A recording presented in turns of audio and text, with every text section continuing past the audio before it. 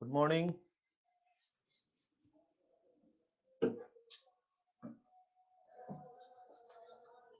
Good morning. Good morning. एक ये रहो आप, तो दिक्कत है तो 1 मिनट में चलेगा ना। Good morning.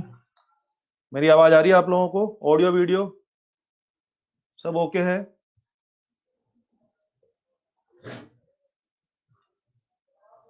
ऑडियो वीडियो सब ओके बच्चे?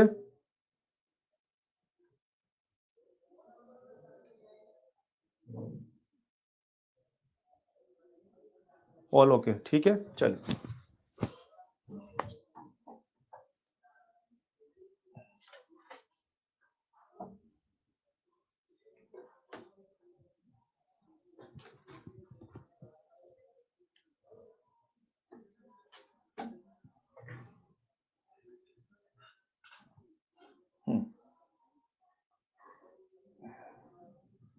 Good morning. Good morning. आ जाइए, फटाफट से शुरू करते हैं कार्यक्रम। सब लोग आ जाओ, कार्यक्रम शुरू करते हैं।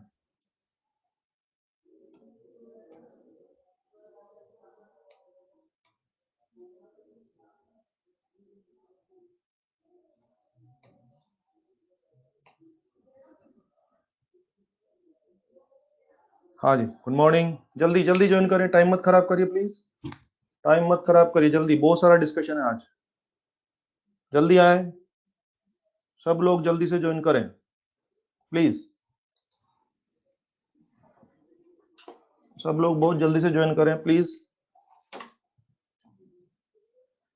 Good morning. गुड मॉर्निंग बेटे। Good morning all.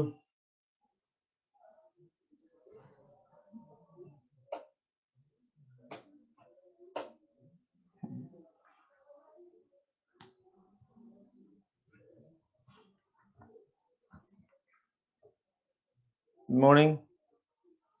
आज पोटेंशियोमीटर पढ़ेंगे। लाइट कम है क्या? अरे इधर रिफ्लेक्शन आ रहा है यार।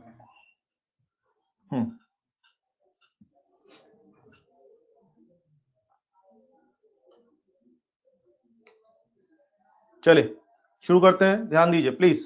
आज का लेक्चर शुरू करते हैं, सब लोग पढ़ने के मूड में आ जाओ फटाफट से। 3 मिनट जा चुके हैं हमारे, स्टार्ट करते हैं। ओके, सुने आप अच्छे से, जल्दी से ज्वाइन करें, बहुत लोग लेट आ रहे हैं अभी तक। जल्दी आ जाए फटाफट, टाइम मत खराब करिए। 3 मिनट खराब हो चुके हमारे, जल्दी से ज्वाइन करिए। Good morning. गुड मॉर्निंग, जल्दी से आ जाओ फटाफट, बहुत टाइम खराब करते हैं यार।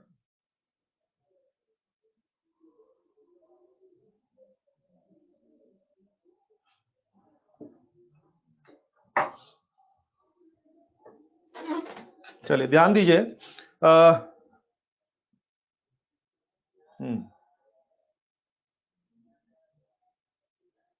चलिए शुरू करता हूं मैं, सब लोग ध्यान दें प्लीज। क्लास शुरू होती है।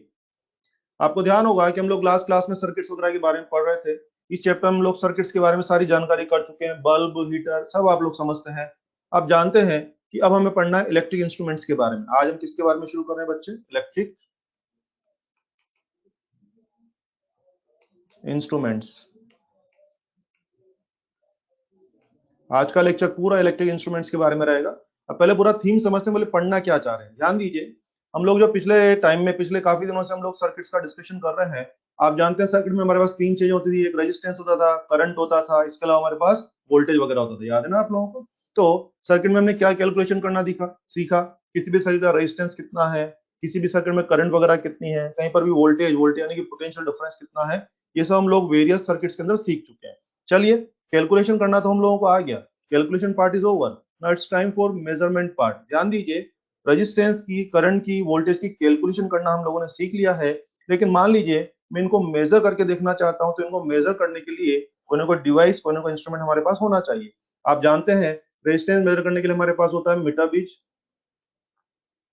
Metre bridge. बच्चे, करंट मेजर करने के लिए हमारे पास होता है अमीटर। इसके अलावा एक होता है गैल्वेनोमीटर, अमीटर एंड गैल्वेनोमीटर। इस तरह से वोल्टेज मेजर करने के लिए हमारे पास 2 डिवाइस होते हैं, एक तो होता है वोल्टमीटर और एक होता है पोटेंशियोमीटर। जी हाँ बच्चे, वोल्टमीटर मेजर करने के लिए हमारे पास 2 डिवाइस होते हैं, वोल्टमीटर एंड पोटेंशियोमीटर। अब दिमाग में एक बात आ जाती है कि वोल्टेज मेजर करने के लिए अगर आपके पास वोल्टमीटर है तो दो डिवाइस क्यों यूज कर रहे हो, पोटेंशियोमीटर की जरूरत ही क्या है, वोल्टमीटर है ना आपके पास, तो आराम से उससे यूज कर लीजिए और काम हो जाएगा आपका। तो ध्यान दीजिए, सबसे पहले हमें सीखना पड़ेगा कि आज मैं पूरे लेक्चर में आपको पोटेंशियोमीटर पढ़ाऊंगा, एग्जाम पॉइंट ऑफ व्यू से पोटेंशियोमीटर बहुत कम है, एग्जाम पॉइंट ऑफ व्यू से जो पोटेंशियोमीटर है बहुत काम की चीज है। आज का पूरा लेक्चर पोटेंशियोमीटर पे जाएगा। अब सबसे पहले हमें समझना पड़ेगा कि हमें वोल्टमीटर के ऊपर पोटेंशियोमीटर की जरूरत क्यों पड़ रही है। तो आइए पहले मैं आपको समझाता हूँ। जैसे कॉमन सेंस की बात करते हैं, इधर आइए सब लोग सीखें, एक कॉमन सेंस की बात करते हैं। जैसे मान लीजिए कोई सर्किट है, सिंपल डेटा ले रहा हूँ, मान लीजिए 10 वोल्ट है और मान लीजिए 3 ओम है ये, और मान लीजिए कितना है 7 ओम, बिल्कुल सही बात है। हम सब अपने कॉमन सेंस से जानते हैं कितना करंट चल रहा होगा, 1 एम्पियर करंट चल रहा होगा। 1 एम्पियर करंट यहाँ तक तो आ ही जाएगा, फिर 1 एम्पियर करंट यहाँ भी आ जाएगा, और जब 1 एम्पियर करंट 7 में से गुजरेगा तो कोई मुझे कहेगा कि 7 ओम के ऊपर ड्रॉप बताइए, आई इंटू आर, यानी कि 1 इंटू 7 कितना ड्रॉप हो रहा है, 7 वोल्ट। तो हम सब लोग अपनी कैलकुलेशन से, हम लोग अपने कॉमन सेंस से जानते हैं कि 7 ओम के ऊपर कितना ड्रॉप हो रहा है, 7 वोल्ट का ड्रॉप हो रहा है, ये सब हम जानते हैं, क्लियर है। हाँ, अब इस पे 7 वोल्ट का ड्रॉप हो रहा है तो मैं कैलकुलेशन जानता हूँ, अगर मान लीजिए मेरे दिमाग में आया कि मैं इसको मेजर करके देखना चाहता हूँ, तो मेजर करने के लिए मैं क्या कर रहा हूँ बच्चे, ध्यान दीजिए, मैंने इसके ऊपर एक वोल्टमीटर लगा दिया। हम आपको पढ़ाएंगे आगे कि वोल्टमीटर हमेशा कहाँ लगाते हैं, पैरेलल में लगाते हैं। तो 7 ओम के ऊपर मेजरमेंट करना है तो 7 ओम के अक्रॉस 7 ओम के पैरेलल में क्या लगा दिया, वोल्टमीटर लगा दिया। मेरी कैलकुलेशन यहाँ का वोल्टेज 7 वोल्ट है, तो मेरा दिमाग क्या बोल रहा था कि वोल्टमीटर भी 7 वोल्ट रीड करके बताएगा, वोल्टमीटर की रीडिंग कितनी आएगी, 7 वोल्ट आएगी। मगर प्रैक्टिकल लाइफ में अगर हम बात करें, वोल्टमीटर कभी भी 7 वोल्ट नहीं पड़ेगा, थोड़ा सा आगे पीछे पड़ेगा, और उसका रीजन समझिए। 1 एम्पियर करंट यहाँ तक तो आ गई थी, शब्दों पे ध्यान रखें, 1 एम्पियर करंट यहाँ तक तो आ गई थी। जरा सोचिए, मैं आपको पढ़ाऊंगा आगे कि जो आइडियल वोल्टमीटर होगा बच्चे, उसका रेजिस्टेंस होता है इनफाइनाइट, और रेजिस्टेंस इनफाइनाइट होगा तो उसमें करंट कितनी जाएगी, जीरो जाएगी। लेकिन ये प्रैक्टिकल लाइफ में जितने भी वोल्ट मीटर है वो क्या है, आइडियल है कि प्रैक्टिकल है, प्रैक्टिकल है। तो अगर इसका रेजिस्टेंस वाकई में इनफाइनाइट होता तो इसमें करंट नहीं जाती, लेकिन बॉस इसका कुछ तो रेजिस्टेंस है तो इसमें भी कुछ ना कुछ करंट जाएगी, तो करंट जाएगी इसका मतलब क्या हो गया, ये देखिए, मान लीजिए 1 में से 0.1 एम्पियर करंट भी यहाँ चली गई, तो फिर मेरे यहाँ कितनी जा रही है, मेरे यहाँ जा रही है 0.9। तो जरा देखिए वोल्ट मीटर की रीडिंग कितनी आएगी, अब यहाँ ड्रॉप कितना हो रहा है, 0.9 इंटू 7, यानी कि 6.3 वोल्ट। तो अब यहाँ पर ड्रॉप ही 6.3 हो रहा है, तो ऑब्वियसली वोल्ट मीटर क्या रीड करके बता देगा, 6.3 रीड करके बता देगा। तो आप समझ रहे हैं कि वास्तव में यहाँ पे ड्रॉप कितना था, 7 वोल्ट था। जब मैंने यहाँ पर मेजरमेंट के लिए वोल्ट मीटर को बिठाया तो वोल्ट मीटर क्या प्रॉब्लम है, क्या कर रहा है वोल्ट मीटर, कि जिस सर्किट में मैंने उसको करंट मेजर कर, सॉरी, जिस सर्किट में हमने उसको वोल्टेज मेजर करने के लिए बिठाया, उस सर्किट में से वो करंट ड्रॉ कर रहा है, उस सर्किट में से वो करंट ड्रॉ कर रहा है, इसलिए सर्किट के पैरामीटर्स को ही चेंज कर दिया उसने, उस सर्किट के पैरामीटर्स को ही चेंज कर दिया। तो बोलिए वो करेक्ट पड़ रहा है कि गलत पड़ रहा है, वो गलत पड़ रहा है। तो आज के बाद फंडा रट सकते हैं, वोल्ट मीटर का रीडिंग करेक्ट होता है कि एरर वाला होता है, एरर वाला होता है।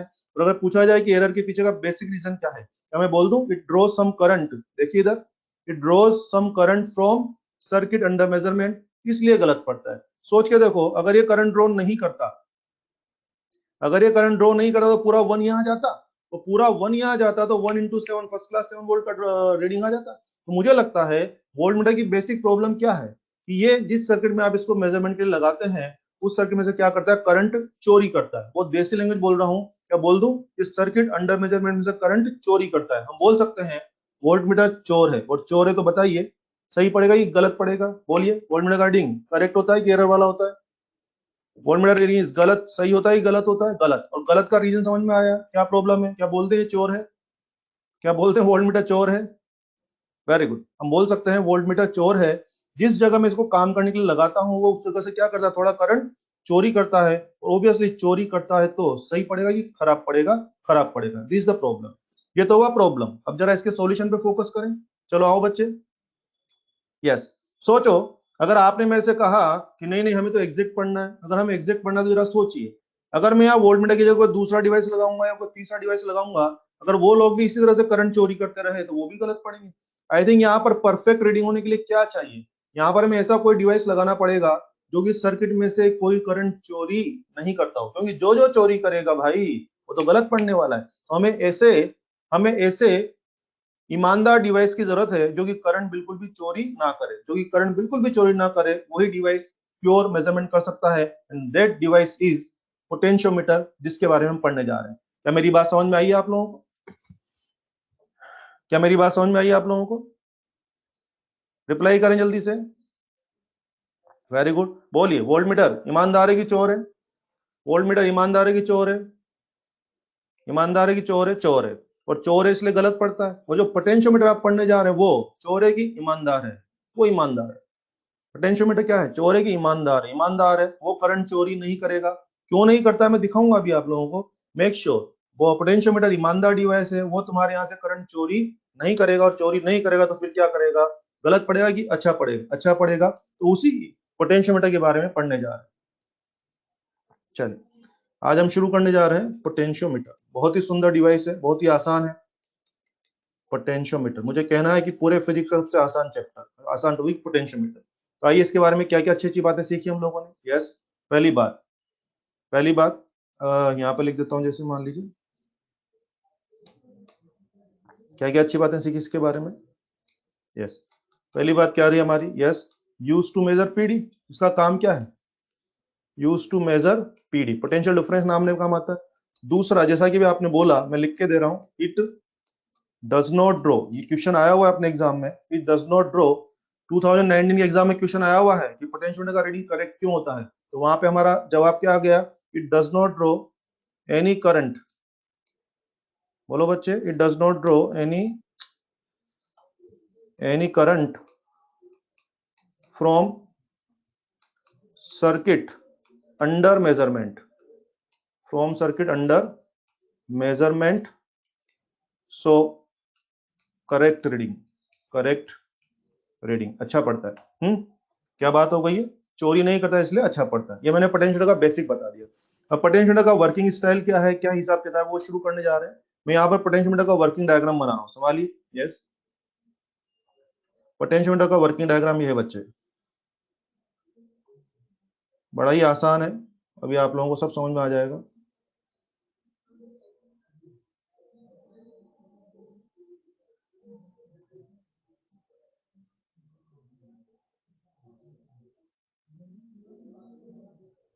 ये देखिए, सबसे पहले आप देखिए कि ये है ई और आर, ये हो गया आपका आर एच रियोस्टेट। ओके, और चलिए ध्यान दीजिए, पोटेंशियोमीटर का जो सर्किट होता है, चारों अपना कनेक्शन रीसेट करिए, बाकी लोगों को प्रॉब्लम नहीं है। अगर आपको आवाज नहीं आ रही तो आप कनेक्शन रीसेट करिए। क्यों भाई, सबको आवाज आ रही है? ऑडियो वीडियो क्लियर है? जल्दी से बोलिए, बहुत सारा टाइम खराब हो गया। ऑडियो वीडियो सब क्लियर है? चलिए ध्यान दें बच्चे लोग। यस, ये रहा अपना, ये मैंने वर्किंग डायग्राम बना दिया पोटेंशियोमीटर का। आप देख रहे हैं इसमें दो पार्ट होते हैं। This upper section is called primary circuit, this lower part is called secondary circuit. Standard नाम है तो मैं इसको नाम देना चाह रहा हूँ। ये क्या हो जाएगा बच्चे? This is primary and this is called secondary circuit. और ये नाम मैं अपनी तरफ से नहीं दे रहा हूँ, ये स्टैंडर्ड नाम है, ठीक है। प्राइमरी सर्किट मतलब अपर फ्लोर और सेकेंडरी सर्किट मतलब नीचे वाला फ्लोर, ये हो जाएगा। अब आइए मैं आपको बारी बारी से एक एक करके दोनों सर्किट्स के बारे में डिटेल में डिस्कशन करने जा रहा हूँ, डिटेल में बात करेंगे। अच्छा, डिटेल में बात करने जा रहे हैं। अब आइए जरा, जैसा कि आप कह रहे हैं इसमें दो पार्ट हैं, primary circuit and secondary circuit, तो ऐसा करते हैं बारी बारी से दोनों को समझते हैं कि प्राइमरी का रोल क्या है और सेकेंडरी का रोल क्या है। तो आइए शुरू करते हैं। सबसे पहले मैं एक्सप्लेन करने जा रहा हूँ प्राइमरी सर्किट के बारे में। पहली कहानी सुनाने जा रहा हूँ किसके बारे में? Primary circuit. सब लोग ध्यान दें, जो जो मैं बोल रहा हूं एक एक शब्द पे ध्यान देंगे तो आपका हर सवाल हो जाएगा। अपनी पुरानी नॉलेज पकड़ के बैठे रहेंगे तो मुश्किलें आती रहेंगी। जो कहा जा रहा है, अपनी सारी नॉलेज को साइड में बिठाइए, एक बार पुरानी नॉलेज साइड में रखिए, जो मैं बोल रहा हूँ उस पर फोकस करें। एक एक पॉइंट क्लियर कर दूंगा मैं। प्राइमरी सर्किट शुरू कर रहे हैं बच्चों। प्राइमरी सर्किट पे फोकस करिए। क्या है प्राइमरी सर्किट में? ये देखिए प्राइमरी सर्किट, ये प्राइमरी सर्किट है तो नीचे वाले पार्ट को भूल ही जाओ। नीचे वाला पार्ट है नहीं, ये प्राइमरी। कौन कौन है प्राइमरी में? एक सेल है जिसका ईएमएफ ई है और जिसका इंटरनल स्मॉल आर है। एक वेरिएबल रेजिस्टेंस है, आर एच रियोस्टेट है। और एक वायर है, वायर ए बी। और वायर ए बी इतना बड़ा तार है, इस वायर की लंबाई पता है कुछ भी हो सकती है। 1 metre, 5 metre, 10 metre, 50 metre, 100 metre, कुछ भी हो सकती है। कल मैं आपको एक और इंस्ट्रूमेंट पढ़ाऊंगा, उसमें फिक्स 1 मीटर का वायर होता है, इसको आप मीटर ब्रिज बोलते हैं। मीटर ब्रिज में फिक्स 1 मीटर का वायर होता है। लेकिन जो पोटेंशियोमीटर है, इसमें वायर का लेंथ कुछ भी हो सकता है। जो भी होगा वो आपको न्यूमेरिकल में दे दिया जाएगा। फिलहाल मैं इसके वायर के लेंथ को किससे दिखा रहा हूँ, देखो ना, आर और एल। यानी क्या हो गया, वायर का रेजिस्टेंस क्या है, कैपिटल आर, और वायर का लेंथ कितना है, कैपिटल एल। मैं ऐसा यूज कर रहा हूँ, ठीक है। अब आ जाओ जरा बात कर लेते हैं। प्राइमरी सर्किट में मेरे ख्याल से क्या क्या है? एक सेल है, मुझे लग रहा है 3 रेजिस्टेंस हो गए। कौन कौन से 3 रेजिस्टेंस? एक तो हो गया स्मॉल आर, एक हो गया आर एच, और एक हो गया अपना कैपिटल आर। 3 रेजिस्टेंस हो गए। मुझे बताइए, सर्किट की नॉलेज यूज करिए जरा। प्राइमरी सर्किट में जो ई वोल्टेज है वो किसको मिलेगा? किसी एक मेंबर को, या बंटवारा होगा? बंटवारा होगा। तो बंटवारा होगा तो क्या मैं जान लूं मेरे वायर एबी के हिस्से में कितना वोल्टेज आएगा? क्या मैं जान लूं वायर एबी के हिस्से में कितना वोल्टेज आएगा? बिल्कुल मैं जान सकता हूँ। आइए, वायर एबी के हिस्से में कितना वोल्टेज आएगा? यस बोलिए, सिंपल सी बात है, वायर एबी के हिस्से में कितना वोल्टेज आएगा बेटे? R upon R plus R H plus R. तीन रेजिस्टेंस है ना, आर, आर एच और आर। तो आपको याद है सीरीज में रेजिस्टेंस, रेजिस्टेंस के रेशियो में बढ़ता था। तो मेरे वायर एबी के समय कितना आएगा? R out of R plus R H into R into E. क्या ये मेरे वायर एबी का वोल्टेज हो जाएगा? बिल्कुल सही बात है, ये वायर एबी का वोल्टेज हो गया। और वायर एबी के ऊपर जो वोल्टेज आ गया है, ये वोल्टेज कितनी लेंथ पे आया? ये वोल्टेज ड्रॉप एल लेंथ पे। जरा सोचिए, जरा सोचिए कि एल लेंथ का वोल्टेज कितना है? V A B. तो वन लेंथ का वोल्टेज कितना होगा भाई साहब? It will be V A B upon L. तो यूनिट लेंथ का वोल्टेज कितना हो गया? V A B upon L. यानी इस बैटरी की वजह से आपके वायर के ऊपर कोई ना कोई वोल्टेज ड्रॉप हो रहा है, पोटेंशियल ड्रॉप हो रहा है। तो वायर की लेंथ एल पर वोल्टेज ड्रॉप कितना है? V A B. तो वायर की यूनिट लेंथ पे वोल्टेज ड्रॉप कितना है? V A B upon L. और बच्चों, यूनिट लेंथ पे जो वोल्टेज ड्रॉप होता है उसको टेक्निकल भाषा में बोलते हैं पोटेंशियल ग्रेडियंट। क्या बोलते हैं उसको? Potential gradient. यानी कि पोटेंशियल ग्रेडियंट, इसको पूरे टाइम में एक्स से डिनोट करूंगा तो एक्स क्या हो जाएगा बच्चे? This is V A B upon L. क्या हो जाएगा? ये V A B upon L. तो बस प्राइमरी सर्किट का काम ही ये होता है। प्राइमरी की सर्किट का रोल क्या है? अगर कोई मुझे पूछेगा भाई प्राइमरी सर्किट का रोल क्या है, तो आप समझिए, मैं इसके बारे में बोलता हूँ। एक्चुअली क्या होगा, अभी आप देखेंगे पोटेंशियोमीटर को हम जब भी जहां भी इस्तेमाल करेंगे, किसी भी काम में जब हम पोटेंशियोमीटर को इस्तेमाल करेंगे, तो हमें बार बार हर जगह किसकी जरूरत पड़ेगी? एक्स की जरूरत पड़ेगी, पोटेंशियल ग्रेडियंट की जरूरत पड़ेगी। इसके बिना हम कोई सवाल कर ही नहीं पाएंगे। तो क्योंकि इस इंस्ट्रूमेंट को यूज करने में मुझे बार बार एक्स की जरूरत पड़ती है, इसीलिए इसीलिए मैं बार बार एक्स नहीं बनाता, बल्कि क्या करता हूं मैं, जब मुझे पोटेंशियोमीटर दिया जाता है तो एक बार में, पहली बार में क्या करता हूं मैं, उसके प्राइमरी सर्किट के मेंबर्स की मदद से, प्राइमरी सर्किट के मेंबर्स की मदद से वायर के हिस्से का वोल्टेज निकाल लेता हूं। और वायर के हिस्से के वोल्टेज में वायर की लेंथ का डिवाइड करता हूं, और डिवाइड करते ही मुझे क्या मिल जाता है? एक्स मिल जाता है। यानी कि एक बार में मैं वायर का एक्स पोटेंशियल ग्रेडियंट तैयार करके साइड में रख लेता हूं। मैं एक बार में वायर का एक्स तैयार करके साइड में रख लेता हूं। अब इसका एक्स जो मेरे पास रेडीमेड तैयार है, अब जब कभी मुझे एक्स की जरूरत पड़ेगी तो मैं बनाऊंगा नहीं, बल्कि क्या करूंगा, जो रेडीमेड एक्स मैंने तैयार कर लिया है उसको मैं यूज कर लूंगा। इस बात को आप यूं फील करें, जैसे आपने देखा होगा हम लोग भी कई बार आपको बोलते हैं ये वैल्यू याद कर लो।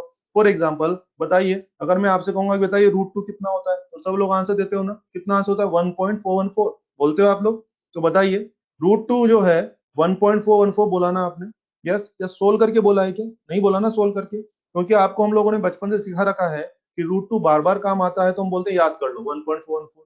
ठीक उसी प्रकार से, ठीक उसी प्रकार से जब भी हम पोटेंशियोमीटर को यूज करेंगे तो हमें बार बार हर जगह किसकी जरूरत पड़ेगी? एक्स की। इसीलिए बार बार एक्स बनाने में टाइम खराब नहीं करते हैं। एक बार प्राइमरी सर्किट की मदद से वायर के हिस्से का वोल्टेज निकाला, और वायर के हिस्से का वोल्टेज में वायर की लेंथ का डिवाइड करके क्या रेडीमेड बना के बैठते हैं? एक्स की वैल्यू को रेडीमेड बना के रख लेते हैं। और एक्स की वैल्यू तैयार करवाना, यही प्राइमरी सर्किट का रोल है। अगर कोई मुझे पूछेगा what is the role of primary circuit, तो उसमें मेरा क्या जवाब होगा? अरे भाई, एक्स की वैल्यू तैयार करना यही प्राइमरी सर्किट का रोल है। बिल्कुल सही बात है। तो मुझे प्राइमरी से क्या तैयारी हो गई है? एक्स की तैयारी हो गई है। क्लियर है सब लोगों को? पोटेंशियल गेन की तैयारी हो गई। क्या मेरी भाषा समझ में आ गई सब लोगों को? ये वोल्टेज समझ में आया ना कैसे हुआ? ये वोल्टेज पता है ना कैसे हुआ ये वोल्टेज? यस। वोल्टेज कैसे बटा होगा? किस रेशियो में बटा होगा? आर, आर और आर एच के रेशियो में बटा होगा। तो आर का हिस्सा कितना होगा? R out of R plus R H into E. पता है सब लोगों को? चलिए बहुत बढ़िया, ये हो गया। अच्छा एक बात ध्यान रखें, मेरे प्राइमरी सर्किट में तीन मेंबर और है ना, एक तो सेल है, आर एच और वायर है। मुझे बताइए, एक्स जानने के लिए हमें किस में इंटरेस्ट है? सभी में या वायर के हिस्से में? वायर के वोल्टेज में इंटरेस्ट है। तो आप मान के चलिए, कई बार आपके जो न्यूमेरिकल होंगे कैसे होंगे, अभी मैंने यहाँ तीन रेजिस्टेंस यूज किए, कभी कभी न्यूमेरिकल में स्मॉल आर की बात नहीं होगी। अगर न्यूमेरिकल में स्मॉल आर मेंशन नहीं हुआ तो क्या करें? जीरो पकड़ लें। कभी कभी न्यूमेरिकल में आरएच की बात भी नहीं होगी तो परेशान मत होना, जीरो पकड़ लेना। मुझे लगता है प्राइमरी में सबसे ज्यादा जरूरी दो चीजें हैं, एक तो सेल होना चाहिए और दूसरा वायर होना चाहिए, क्योंकि सेल ही वायर के ऊपर वोल्टेज प्रोवाइड करवा रहा है। आर और आर एच होंगे तो यूज कर लेंगे, और नहीं होंगे तो भूल जाइए, उनको क्या पकड़ लें? जीरो पकड़ लें। क्लियर है सब लोगों को? ओके, मैं मेंशन कर ही देता हूं, ध्यान दीजिए।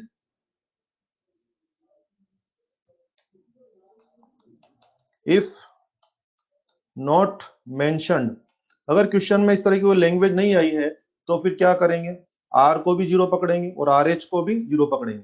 अगर आर और आर एच की सवाल में कोई चर्चा नहीं है, कोई डिस्कशन नहीं हुआ, सवाल ने कुछ नहीं बोला, दोनों को जीरो पकड़ेंगे, वो दोनों को जीरो पकड़ेंगे। जरा सोचिए, जरा सोचिए, ऐसे में वायर का वोल्टेज क्या होगा? क्या पूरा ई हो जाएगा? अरे वायर का वोल्टेज पूरा क्या हो जाएगा? ई वोल्टेज तीन लोगों में बट रहा था ना, आर में, आर एच में और कैपिटल आर में। तो अगर आर और आर एच है ही नहीं, पूरे लूप में एक सिंगल रेजिस्टेंस कौन रह जाएगा? आर। तो बोलिए वायर का वोल्टेज क्या पूरा, क्या बैटरी का पूरा वोल्टेज वायर के हिस्से में आ जाएगा? और ये आ जाएगा तो जरा सोचिए, इस बार एक्स क्या हो जाएगा? क्या V A B upon L के फॉर्मूला से ही क्या ई बाय एल हो जाएगा बच्चे? क्लियर है सब लोगों को? तो ध्यान दें, तो मुद्दा ये नहीं है कि कौन नहीं है, आप तो दिमाग में बना लो एक बार कि मुझे एक्स तैयार करने के लिए किसकी आवश्यकता है। मुझे सब लोगों में इंटरेस्ट नहीं है, मुझे सिर्फ वायर के वोल्टेज में इंटरेस्ट है। तो जब जब मुझे एक्स बनाना होगा तो मैं सवाल की डिटेल से कहीं ना कहीं से घुमा फिरा के वायर के हिस्से का वोल्टेज लाने की कोशिश करूंगा। एक बार वायर के हिस्से का वोल्टेज मेरे हाथ में आ जाए, उसके बाद मैं वायर की लेंथ का डिवाइड करूंगा, वायर के वोल्टेज में वायर की लेंथ का डिवाइड करके क्या बन जाएगा? एक्स की वैल्यू तैयार हो जाएगी। क्लियर? Very good. अब आ जाइए, ये था प्राइमरी सर्किट की कहानी। और प्राइमरी सर्किट का रोल क्या है? ये हमें एक्स की तैयारी करता है। बच्चों ये जो एक्स अभी आपने पढ़ा, इसको लेकर के अपने एग्जाम में कई बार क्वेश्चन आ चुके हैं। आइए अपने एग्जाम के कुछ क्वेश्चन करते हैं हम लोग। आइए ध्यान दें प्लीज, नीट के क्वेश्चन करते हैं। यस, देखिए नीट में क्वेश्चन ये आया हुआ है, in primary circuit, in primary circuit, थोड़ा शॉर्ट में लिख रहा हूं मैं, इन प्राइमरी सर्किट। यस, क्या बोल रहा है? ये देखिए, बैटरी 2 वोल्ट की है, ठीक है। वायर, हाँ वायर, वायर के साथ ब्रैकेट में लिखा हुआ है 10 मीटर एंड 40 ओम, ठीक है, वायर हो गया। और क्या बोल रहा है? एक्स्ट्रा रेजिस्टेंस, एक्स्ट्रा रेजिस्टेंस कितना बोल रहा है? 760 ओम। अच्छा, है जो एक्स्ट्रा रेजिस्टेंस, क्या मैं इसको आर एच का सिंबल दे दूं? वायर और बैटरी तो आपने दिखा दिया, एक्स्ट्रा रेजिस्टेंस को मैं क्या बोल रहा हूँ? आर एच बोल दिया। और ये सब देकर क्या पूछ रहा है? क्या पूछ रहा है मेरे से? Potential gradient of wire, x की वैल्यू तैयार करनी है। यस, अब सबसे पहले भाषा पे, और ये सवाल नीट में आया हुआ है, मुझे मेरी बात का जवाब दें आप लोग पहले तो। बोलिए, क्या प्राइमरी सर्किट की डिटेल समझ में आ रही है? यस, क्या डिटेल है प्राइमरी सर्किट की? बैटरी 2 वोल्ट की है, बैटरी का इंटरनल नहीं दिया, बैटरी का इंटरनल रेजिस्टेंस नहीं दिया तो क्या करें?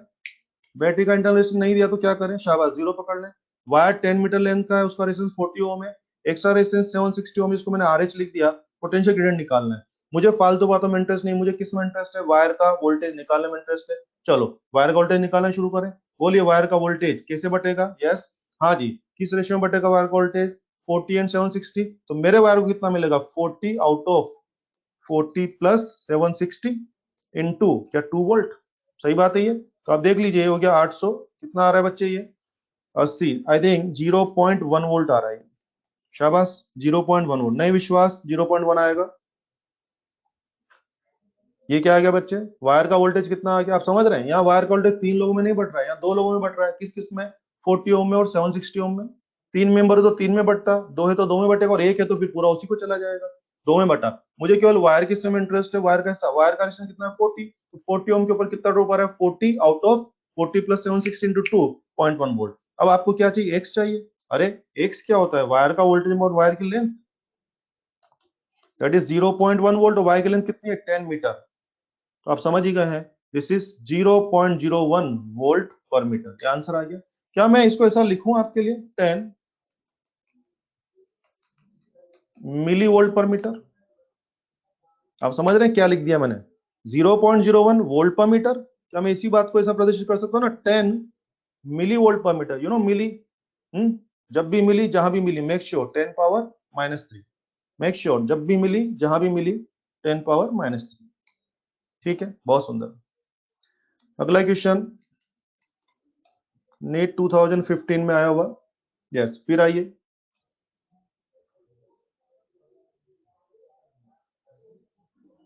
वायर का लेंथ मीटर में ही लेना है। हाँ मीटर में ही दिया हुआ है आंसर भाई साहब, सेंटीमीटर में तो अकॉर्डिंगली चेंज कर ले। देखना पड़ेगा आंसर किस तरह से। आइए, फिर आइए बच्चे, सब बच्चे ध्यान दें प्लीज। बहुत अच्छा चैप्टर है, आप इंटरेस्ट लेके सुने, बहुत अच्छा चैप्टर है। इतनी अच्छी अच्छी बारीकियां आपको बताऊंगा कि मजा आ जाएगा आपको।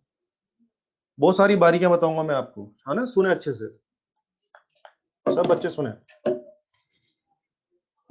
In primary circuit, battery 2 volt की है बच्चे, वायर है 4 मीटर एंड 8 ओम, ठीक है। If x potential gradient is 1 millivolt per centimeter, then RH की वैल्यू फाइंड आउट करनी है। यस, आप देखिए इसमें क्या हो गया, इसने वापस प्राइमरी की कहानी सुनाई है। उस सवाल में तो सारी डिटेल देकर के x पूछ रहा था, इस सवाल में क्या कर रहा है, x खुद ने दे दिया और RH की वैल्यू छुपा दी, हमें RH की वैल्यू निकालनी है। आओ काम शुरू करते हैं। यस, फर्स्ट ऑफ ऑल आप देखिए, आई थिंक मुझे ऐसा प्लान करना चाहिए, हम लोग अपनी नॉलेज से x बना लेते हैं, हम लोग अपनी नॉलेज से x बना लें और हमारी नॉलेज से जो x आएगा उसको उठा के इसके x के बराबर कर देंगे तो RH आ जाएगा। चलो हम लोग x बनाने जा रहे हैं। मुझे बताइए सबसे पहले कि यहाँ पर बैटरी का 2 वोल्ट किस किस में बटेगा, आई थिंक 8 ओम और RH में। किसमें बटेगा, 8 ओम और RH में बटेगा। तो हमारे वायर का हिस्सा कितना होने वाला है, आइए 8/8 प्लस RH इंटू क्या 2। तो बोलिए क्या आ गया, क्या वायर के हिस्से का वोल्टेज आ गया बच्चे, ये वायर के हिस्से का वोल्टेज आ गया वोल्ट में, पता लग रहा है आप लोगों को, वेरी गुड, क्या आ जाएगा, वायर के हिस्से का वोल्टेज आ गया। ये सबको समझ में आया वायर के हिस्से का वोल्टेज कैसे निकाला मैंने, जल्दी से रिप्लाई करिए, वायर का वोल्टेज कैसे निकाला, आगे की बात मत करो, वायर का वोल्टेज कैसे निकाला समझ में आया, सर्किट में सीरीज में बटा था, सिंपल सब आता है आप लोगों को, सर्किट सीख के आप लोग अब आ जाओ। तो क्या मैं एक्स निकालूं बच्चे यहाँ से, V A B upon L, चलो तो 16 8 प्लस 8 प्लस आर एच है ना, इंटू लेंथ, लेंथ कितनी बच्चे 4, यही ना लेंथ, कितना हो गया ये 4/8 प्लस आर एच, ये हो गया अपना। और ये आंसर किस में आया है, क्या वोल्ट पर मीटर में आंसर आया, यस, क्योंकि लेंथ आपने मीटर में डाली है, लेंथ आपने मीटर में डाली वोल्ट में, तो मेरा आंसर आया है वोल्ट पर मीटर, मेरा एक्स ही आ गया। अब इसने जो एक्स दिया था उसके बराबर करते हैं। यस, इसने कितना एक्स दिया, इसने दिया 1, लेकिन वो 1 नहीं है, ध्यान दीजिए, 1 मिली वोल्ट पर सेंटीमीटर, 1 मिली, मिली तो कैसे मिली, ये मिल गई, एंड दिस इज, क्या मैंने इसको भी वोल्ट पर मीटर में कन्वर्ट कर लिया है, यस, उधर भी क्या चल रहा है 4 8 प्लस आर एच, और ये भी वोल्ट पर मीटर में, क्या दोनों तरफ की बराबर कर दी, यस। अब आ जाओ काट पीट कर ले, सूरज गलत आंसर है तेरा, वोल्ट पर मीटर में कन्वर्ट करना पड़ेगा बेटे। अब इसको मैनेज करें हम लोग, तो देखो आप इसको मैनेज करिए, 8 plus R H that you are getting is 40, तो मुझे लग रहा है आपका आर एच आ जाएगा 32 ओम, 32 ओम। चेक करें, जल्दी से चेक करें, जल्दी चेक करो, सब बच्चों का आ गया, बहुत ही अच्छा आंसर दे रहे हैं, शाबाश। सूरज तू आंसर चेक करते रहा, आ रहा है बच्चे।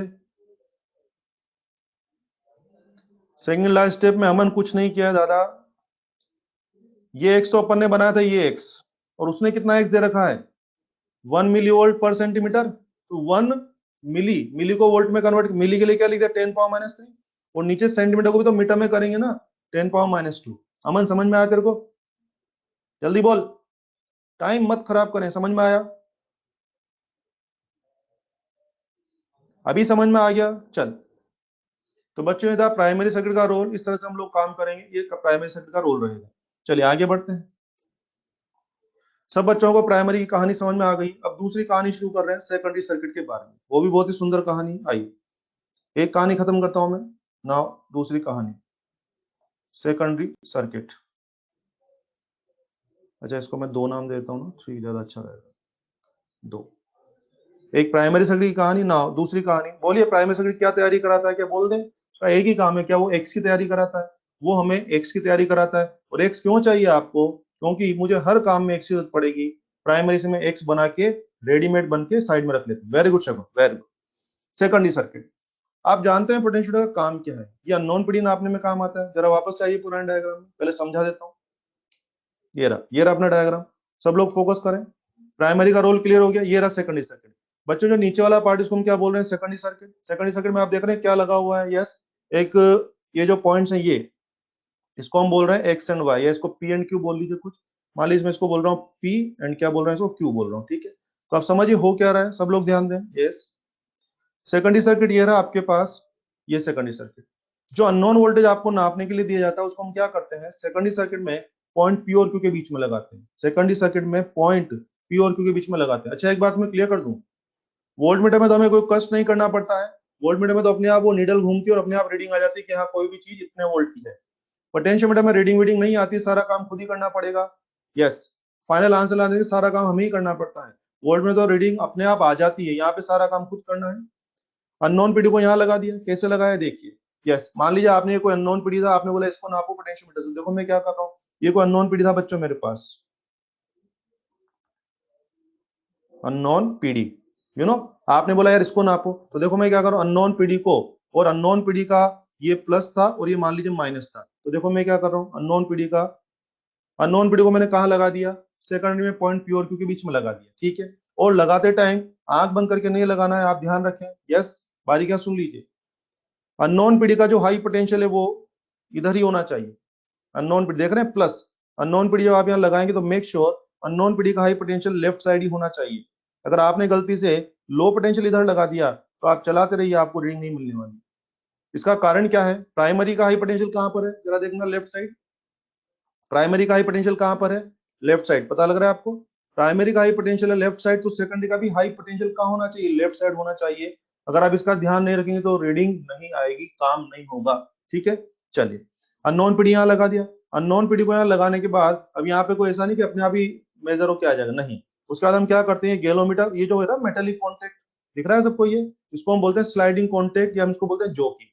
इस जोकी को हम क्या करते हैं, वायर के ऊपर स्लाइड करते हैं, वायर के ऊपर टच करते हैं, स्लाइड करते हैं, और इसमें जीरो लाने की कोशिश करते हैं। तो देखो मैंने जोकी को यहाँ टच किया, देखा जीरो आया क्या, नहीं आया, तो फिर आगे बढ़ाऊंगा, जीरो आया क्या, नहीं आया, जब तक जीरो डिफ्लेक्शन नहीं आएगा मैं ट्राई करता रहूंगा, इस जोकी को वायर पे स्लाइड करता रहूंगा, कहीं ना कहीं तो जीरो आ जाएगा। तो सोचिए, इमेजिन करिए कि यार मैंने यहाँ टच किया, जोकी को मैंने यहाँ टच किया और यहाँ करते कितना आ गया, इस पे जीरो आ गया। अच्छा, तो जिस पर्टिकुलर लेंथ ऑफ वायर पे मामला सेटल हो गया है, जिस पर्टिकुलर लेंथ ऑफ वायर पे मामला बैलेंस हो गया है, जीरो डिफ्लेक्शन आ गया, उसको बोलते हैं बैलेंसिंग लेंथ। क्या बोलेंगे बच्चे, बैलेंसिंग लेंथ। तो मान लेते हैं इसकी लंबाई है एल, कंफ्यूज मत होना, स्मॉल एल किसको दिखा रहा है, बैलेंसिंग लेंथ को, और कैपिटल एल किसको दिखा रहा था, टोटल लेंथ ऑफ वायर को दिखा रहा था, कंफ्यूज मत होना, कैपिटल एल वायर का total length, small L is balancing length, clear है, वेरी गुड। हाँ नहीं करेगी, नहीं करेगी वो, इसीलिए नहीं मैंने बोला नहीं करेगी, क्लियर है सब लोगों को, ओके। फिर सुन लीजिए, अननोन पीडी को सेकेंडरी में लगाइए, उसके बाद क्या करना पड़ेगा, इस जोकी को चलाइए और चला चला के इसकी बैलेंस लेंथ ढूंढिए, मान लीजिए बैलेंस लेंथ आ गई एल।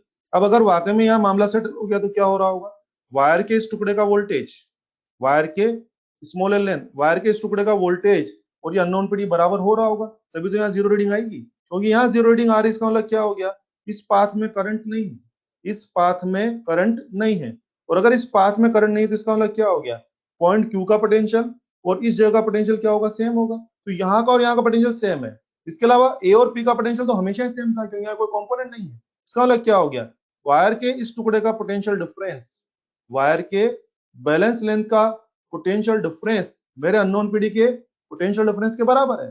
तो अगर मुझे अननोन पीडी चाहिए, तो अगर मैं किसी तरह से वायर के टुकड़े का वोल्टेज ले आऊं, अगर मैं किसी तरह से वायर के इस टुकड़े का वोल्टेज ले आऊं, तो क्या वही मेरा अननोन पीडी हो जाएगा, यस, वही मेरा अननोन पीडी हो जाएगा। और अगर वही मेरा अननोन पीडी हो जाएगा तो इसका मतलब क्या होगा, अब आइए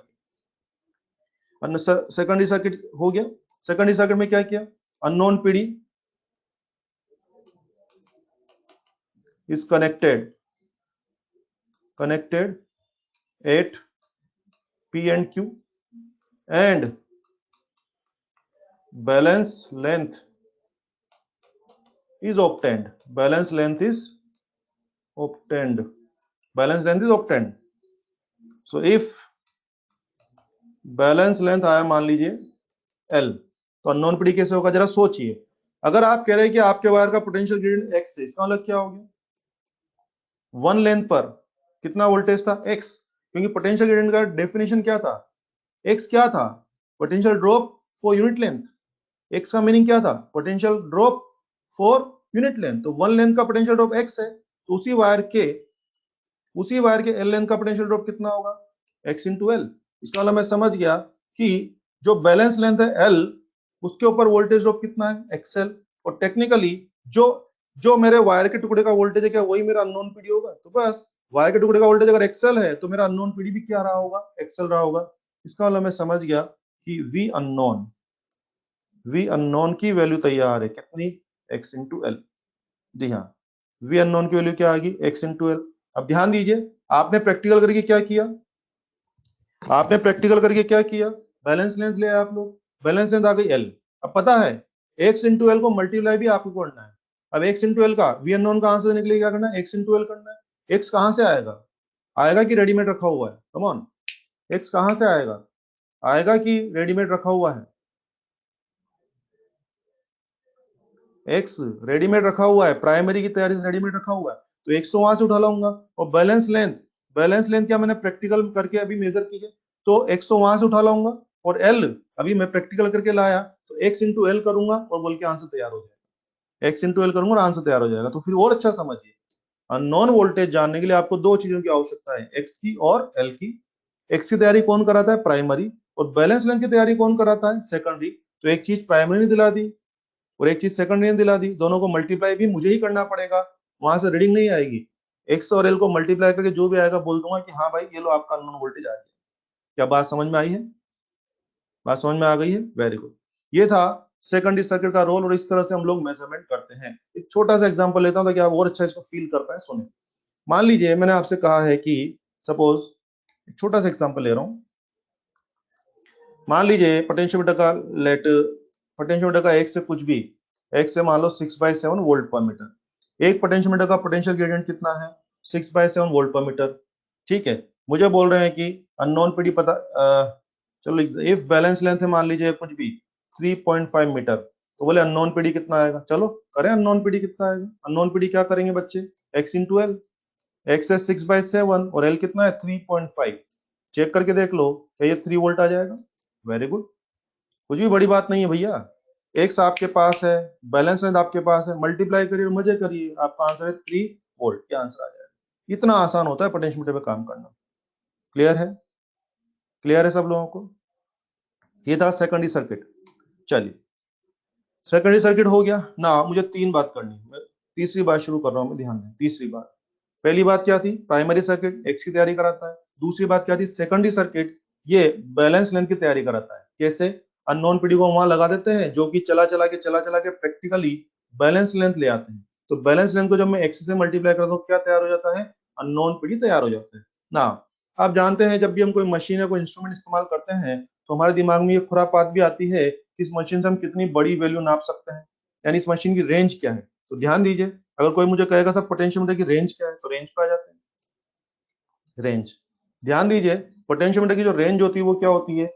वायर पे आने वाले वोल्टेज के बराबर। जी हाँ, पोटेंशियोमीटर से आप उतना वोल्टेज नाप सकते हो जितना वोल्टेज उसके वायर के ऊपर आया। अगर उसके वायर पे टोटल 10 वोल्ट है, तो आप 10 वोल्ट तक नाप सकते हैं। अगर उसके वायर के ऊपर 5 वोल्ट है, तो आप उसे 5 वोल्ट तक नाप सकते हैं। अगर उसके वायर के ऊपर 3 वोल्ट है, अगर वायर के ऊपर 3 वोल्ट का ड्रॉप है, तो आप उसे 3 वोल्ट तक नाप सकते हैं। 2.9 भी नप जाएगा, 3 भी नप जाएगा, और 3.1 नापोगे तो नपेगा कि नहीं नपेगा? नहीं नपेगा। सो मेक श्योर, किसी भी पोटेंशियोमीटर से आप अधिक से अधिक कितना वोल्टेज नाप सकते हैं? जो उसके वायर के ऊपर वोल्टेज ड्रॉप है, मैक्सिमम उतना वोल्टेज नाप सकते हैं। इसलिए मैंने बोल दिया range is simply equal to wire का वोल्टेज। और वायर का वोल्टेज को क्या मैं ऐसा लिखूं? X into L. और आप देख रहे हैं एक्स इंटू स्मॉल एल नहीं लिखा है, X into total length of wire, क्योंकि X into total length of wire से मुझे क्या मिलेगा? वायर का टोटल वोल्टेज मिलेगा। तो इसका मतलब रेंज ही हो गई। और वायर की टोटल लेंथ तो फिक्स है, तो क्या मैं आपसे ऐसा कह दूं? क्या मैं कह दूं? बोलो, क्या मैं कह दूं?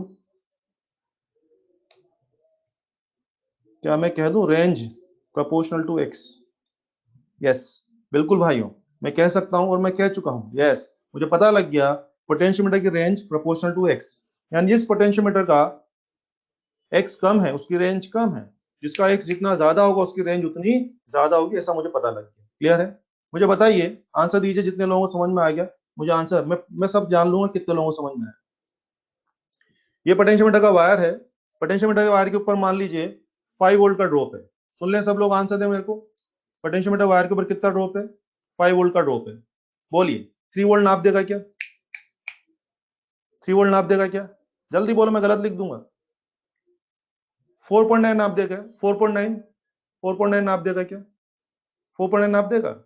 5 वोल्ट मेजर करेगा, कर देगा क्या? 5 वोल्ट, 5 वोल्ट मेजर कर देगा? 5 वोल्ट भी कर देगा। 5.2, 5.2, 5.1, 5.1 मेजर कर देगा क्या?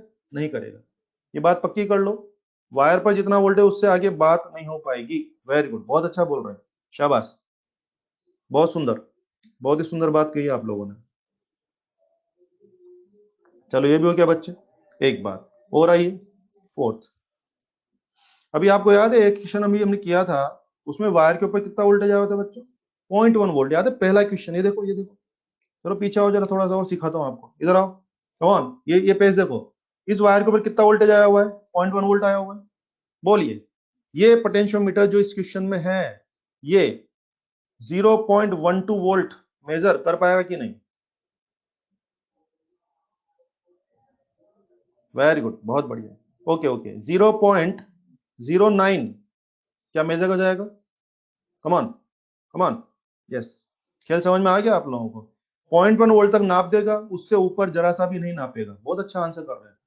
मतलब तुम लोग स्मार्ट होते जा रहे हो, नहीं लगता तुम लोग? हाँ, दिमाग काम कर रहा है तुम लोगों का। बच्चों एक और चीज होती है सेंसिटिविटी, इसको मैं ऐसे शो करूंगा, ध्यान दें। सेंसिटिविटी, ध्यान दें। सेंसिटिव मतलब क्या होता है? कोई भी डिवाइस को हम कब सेंसिटिव बोलते हैं? कोई डिवाइस अगर छोटी सी वैल्यू, स्मॉल वैल्यू को भी पकड़ ले, स्मॉल वैल्यू को भी मेजर कर ले, तो हम क्या बोलेंगे? बहुत सेंसिटिव है। तो ध्यान दीजिए, जो पोटेंशियोमीटर है उसकी सेंसिटिविटी का एक्स के साथ रिलेशन होता है 1/x। ठीक है, क्यों होता है इसको आप याद करो, इसी डिटेल में जाने में आधा घंटा लग जाएगा, आप याद करो। तो क्या आ रहा बच्चों? रेंज प्रोपोर्शनल टू एक्स है और सेंसिटिविटी प्रोपोर्शनल टू 1/x है। मुझे बताइए, मुझे बड़े बड़े वोल्टेज नापने हैं अगर, तो मुझे किसकी आवश्यकता है? हाई रेंज या हाई सेंसिटिविटी? बोलिए। मुझे बड़े वोल्टेज मेजर करने तो आई थिंक मुझे रेंज ज्यादा चाहिए, और अगर मुझे स्मॉल वोल्टेज मेजर करने तो मुझे रेंज ज्यादा चाहिए कि सेंसिटिविटी ज्यादा चाहिए?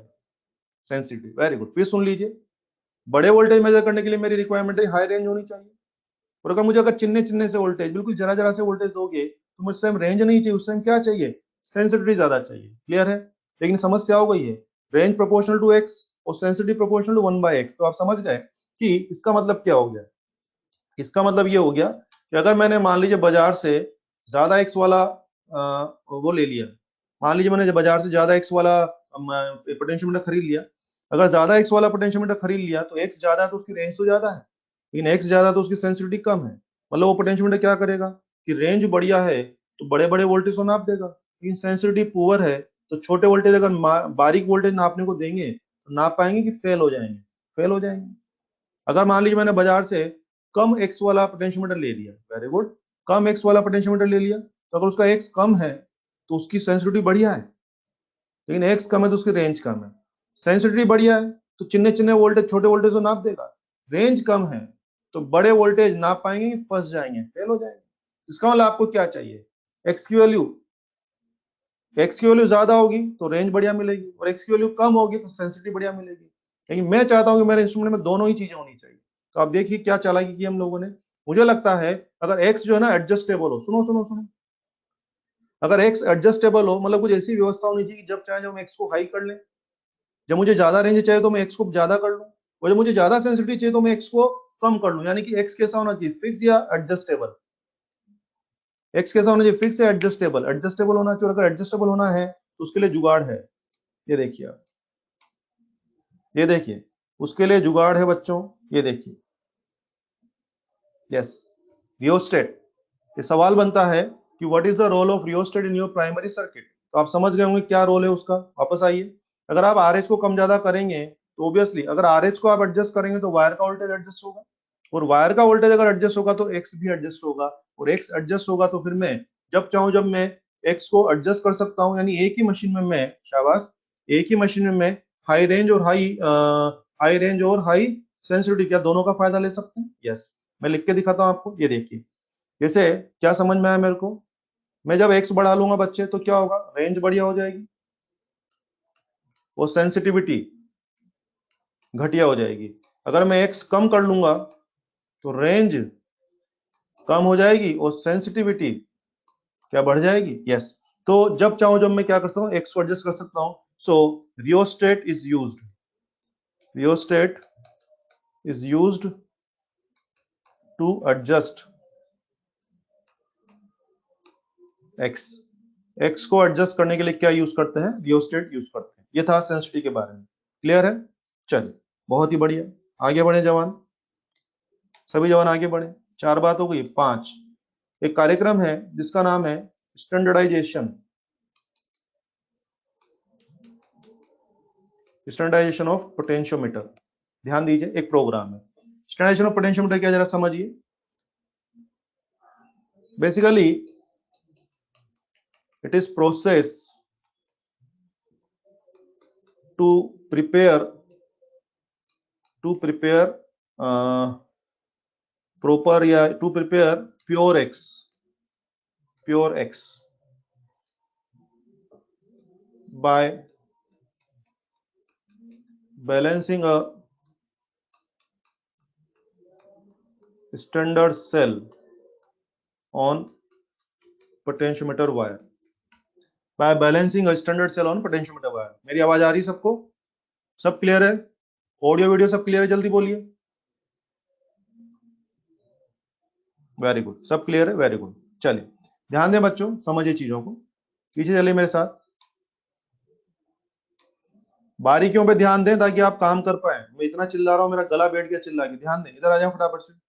यस बच्चों, अभी आपको याद है कि हमें हर काम के लिए एक्स की जरूरत पड़ेगी, तो मैंने एक्स निकालना आपको सिखाया, लेकिन मुझे अभी भी पता लगा है कि इस प्रोसेस से जो हम एक्स लाएंगे ना, वो एक्स में एरर है, वो एक्स प्योर नहीं है। और सोचो अगर एक्स प्योर नहीं है तो फिर जो मेरा आंसर आएगा, कैसे आंसर लाता हूं मैं, इधर देखिए मेरी तरफ, यहाँ से अगर एक्स गलत आएगा तो आप जानते हैं ना अननोन पीढ़ी कैसे लाते हैं, हम एक्स इंटू एल करके लाते हैं। तो अगर एक्स ही गलत आएगा तो मेरा अननोन आंसर भी गलत आ जाएगा। तो यानी एक्स कैसा होना चाहिए, प्योर होना चाहिए। अब यहाँ पे एक्स क्यों गलत, जरा वो भी समझ लें आप लोग, एक्स क्यों गलत है। अभी आपने एक्स कैसे निकाला, पहले वायर का वोल्टेज निकाला, और वायर का वोल्टेज ऐसे निकाला ना आप लोगों ने। आप देखिए आपने अपने मेन तीनों रेजिस्टेंस ले लिए, कौन कौन से, आर, आर एच और कैपिटल आर। क्या आप जानते हैं जो कनेक्टिंग वायर रहे होंगे, सर्किट वगैरह जोड़ने के लिए हम कनेक्टिंग वायर यूज करते हैं ना, तो जब हम पोटेंशियोमीटर में कनेक्टिंग वायर यूज किए होंगे तो उनका भी तो कोई ना कोई रेजिस्टेंस रहा होगा। लेकिन आप देख रहे हैं इस कैलकुलेशन में मैंने अपने मेन तीनों रेजिस्टेंस इस्तेमाल कर लिए, कनेक्टिंग वायर का रेजिस्टेंस मैंने शामिल नहीं किया, और मैं कर भी नहीं सकता क्योंकि लैब के अंदर जो वायर के टुकड़े पड़े होते हैं उनका रेजिस्टेंस हमें पता भी नहीं है। तो यहाँ पर मैंने कनेक्टिंग वायर का रेजिस्टेंस शामिल नहीं किया, तो मुझे बताइए यहाँ से जो वीएबी मिलेगा वो कैसा है, प्योर या गड़बड़ है? जल्दी बोलिए। यहाँ से जो वीएबी मिलेगा, वीएबी वायर का वोल्टेज, वो प्योर है कि गड़बड़ है? गड़बड़ है। बच्चों अगर वीएबी गड़बड़ है तो ये गड़बड़ वीएबी से जो एक्स निकलेगा वो प्योर है कि गड़बड़ है? गड़बड़ है, वो गड़बड़ है। तो अगर एक्स गड़बड़ है तो जो आपका अननोन वोल्टेज मेजर हो क्या आएगा, वो भी गड़बड़ है। और हम पोटेंशियोमीटर यूज क्यों कर रहे हैं, गड़बड़ काम करने के लिए, अच्छा काम करने के लिए, अच्छा काम करने के लिए कर रहे हैं। तो मैं समझ गया यार ये मामला गड़बड़ हो गया, तो इसका मतलब अब क्या करें, ध्यान दीजिए अब क्या किया जाए, सुने। मैं समझ गया कि इस तरह से जो एक्स बनाऊंगा उसमें थोड़ी सी एरर है, तो मुझे कुछ दूसरा काम करना चाहिए, दूसरा तरीका सोचना चाहिए जिससे हम एकदम प्योर एक्स बना सके। तो दूसरा तरीका जिससे हम प्योर एक्स बनाते हैं, दैट दूसरा तरीका is called standardisation of potentiometer. अब वो कैसे करते हैं उस पे आइए, वो कैसे करते हैं उस पे आइए, पूरा इंतजाम बताता हूं। इधर देखिए,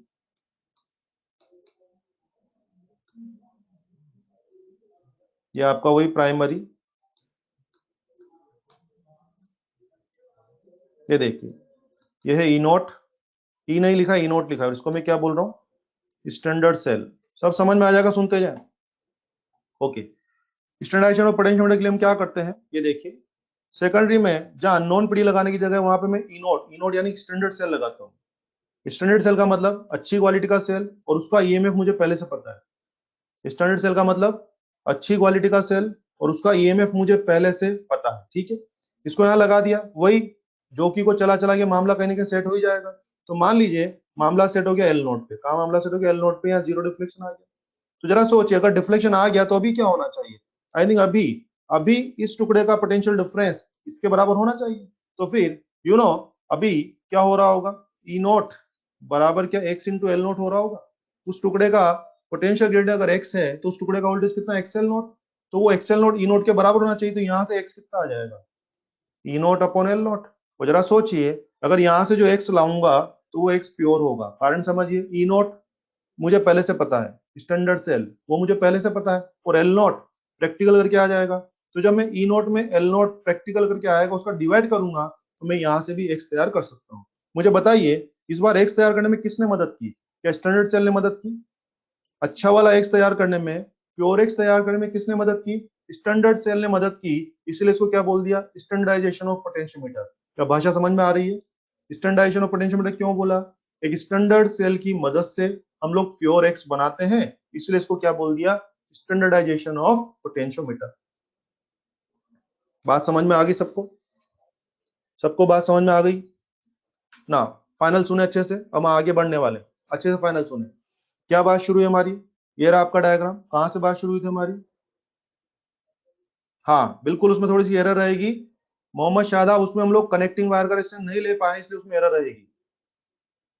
हाँ बेटे, इसमें थोड़ा डिफरेंस रहेगा। अब सुनो, मैं बोल रहा हूँ यार, दिमाग लगाना शुरू करते हैं, सुनते तो है नहीं। सुनो बे, प्राइमरी सर्किट ये रहा और सेकेंडरी सर्किट ये रहा। हमें कोई भी काम करने के लिए एक्स की जरूरत पड़ती है, तो यूं समझो आज के बाद एक्स बनाने के दो मेथड आप जानते हैं। यस, पहला मेथड, कोई कोई न्यूमेरिकल में हम प्राइमरी की कहानी सुनाएंगे तो वहां से एक्स बना लेना, और कभी कभी कोई कोई सवाल में प्राइमरी की कहानी नहीं सुनाएंगे, बल्कि सवाल में हम क्या बोलेंगे, एक स्टैंडर्ड सेल, समझ रहे हैं, एक स्टैंडर्ड सेल इतनी लेंथ पे सेट हुआ है, एक स्टैंडर्ड सेल ई नॉट इतनी लेंथ पे सेट हुआ है, तो आप तुरंत ई नोट बाय एल नोट करके क्या बना लेना, एक्स बना लेना। और आपके मन में आपको पता होना चाहिए कि इस तरह से जो आप एक्स बनाएंगे वो प्योर है।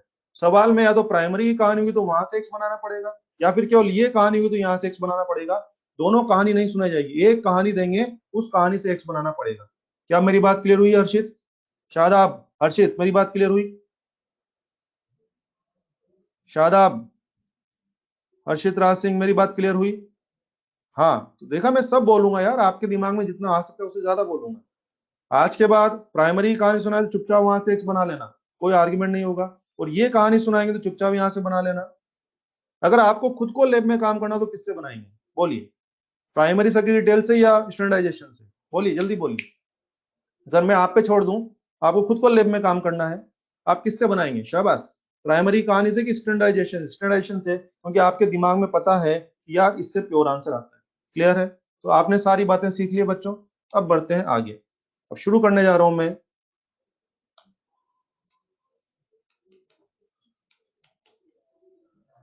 Application of potentiometer. जी हाँ, आपने सीख लिया कि पोटेंशियोमीटर का सारा स्टाइल आपको आगे कैसे काम करता है, क्या हो गया, सब आ गया।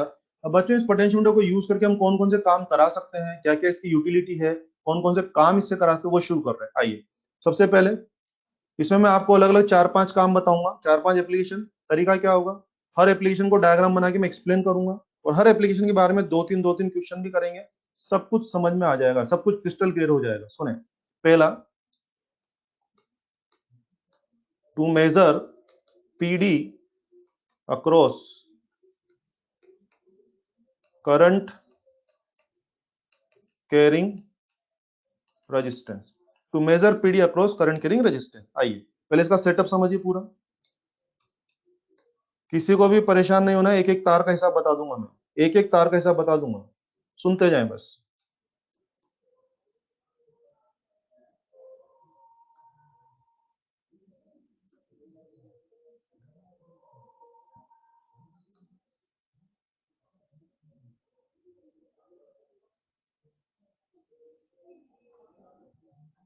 Okay, this is E naught. Okay, let it is 1, let it is 2, इसको 2 बोल देते हैं और इसको 3 बोल देते हैं। ठीक है, अब आ जाओ, और चलो और सुनो आप,